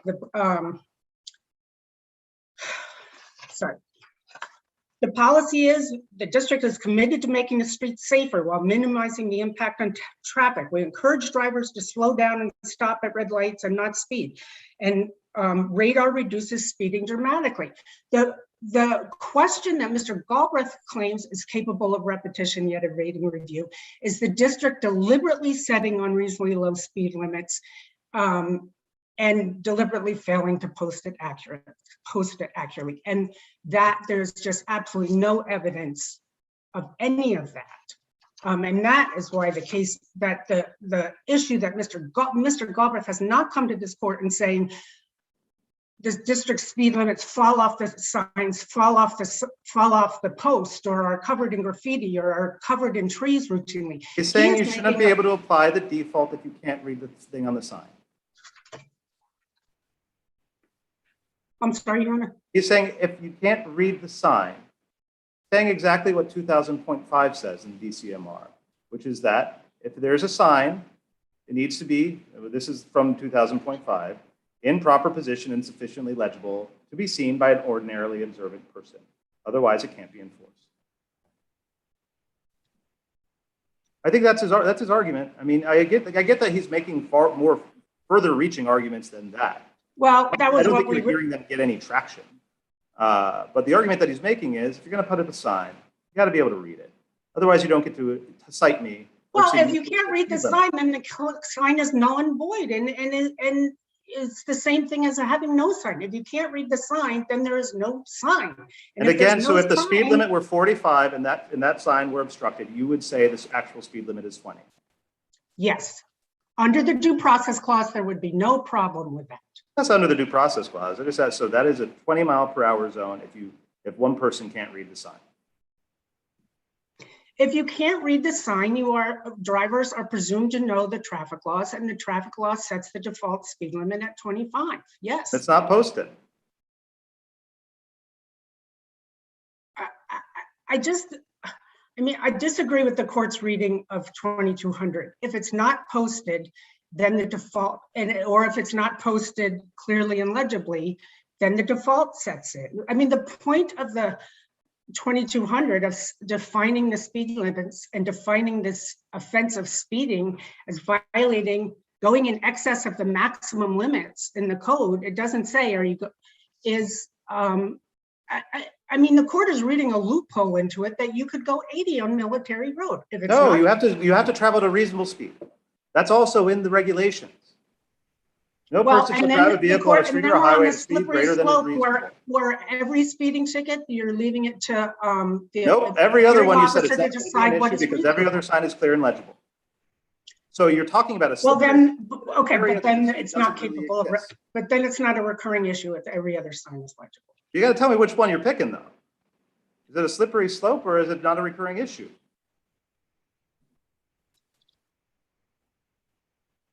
It's two different points, Your Honor. It's not a recurring issue for the issue of mootness.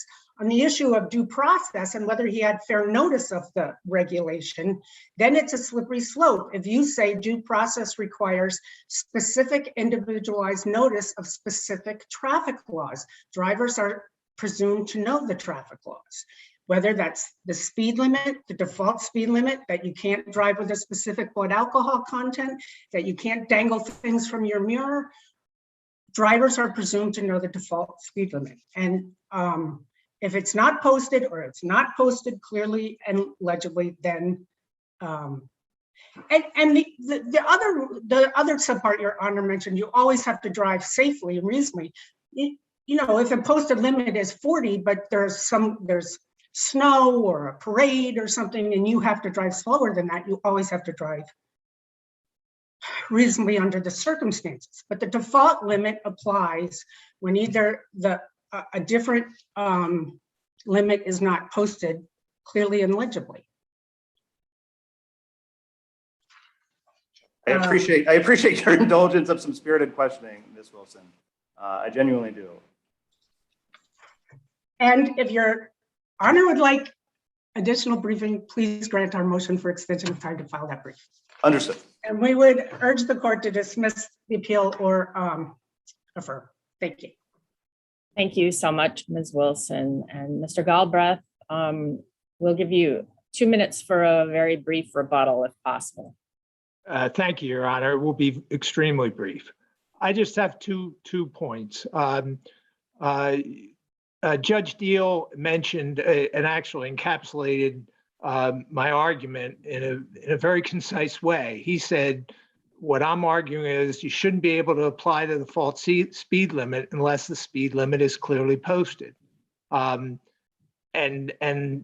he's correct. I mean, that is my argument. If it's not clearly posted, shouldn't be able to apply the default speed limit.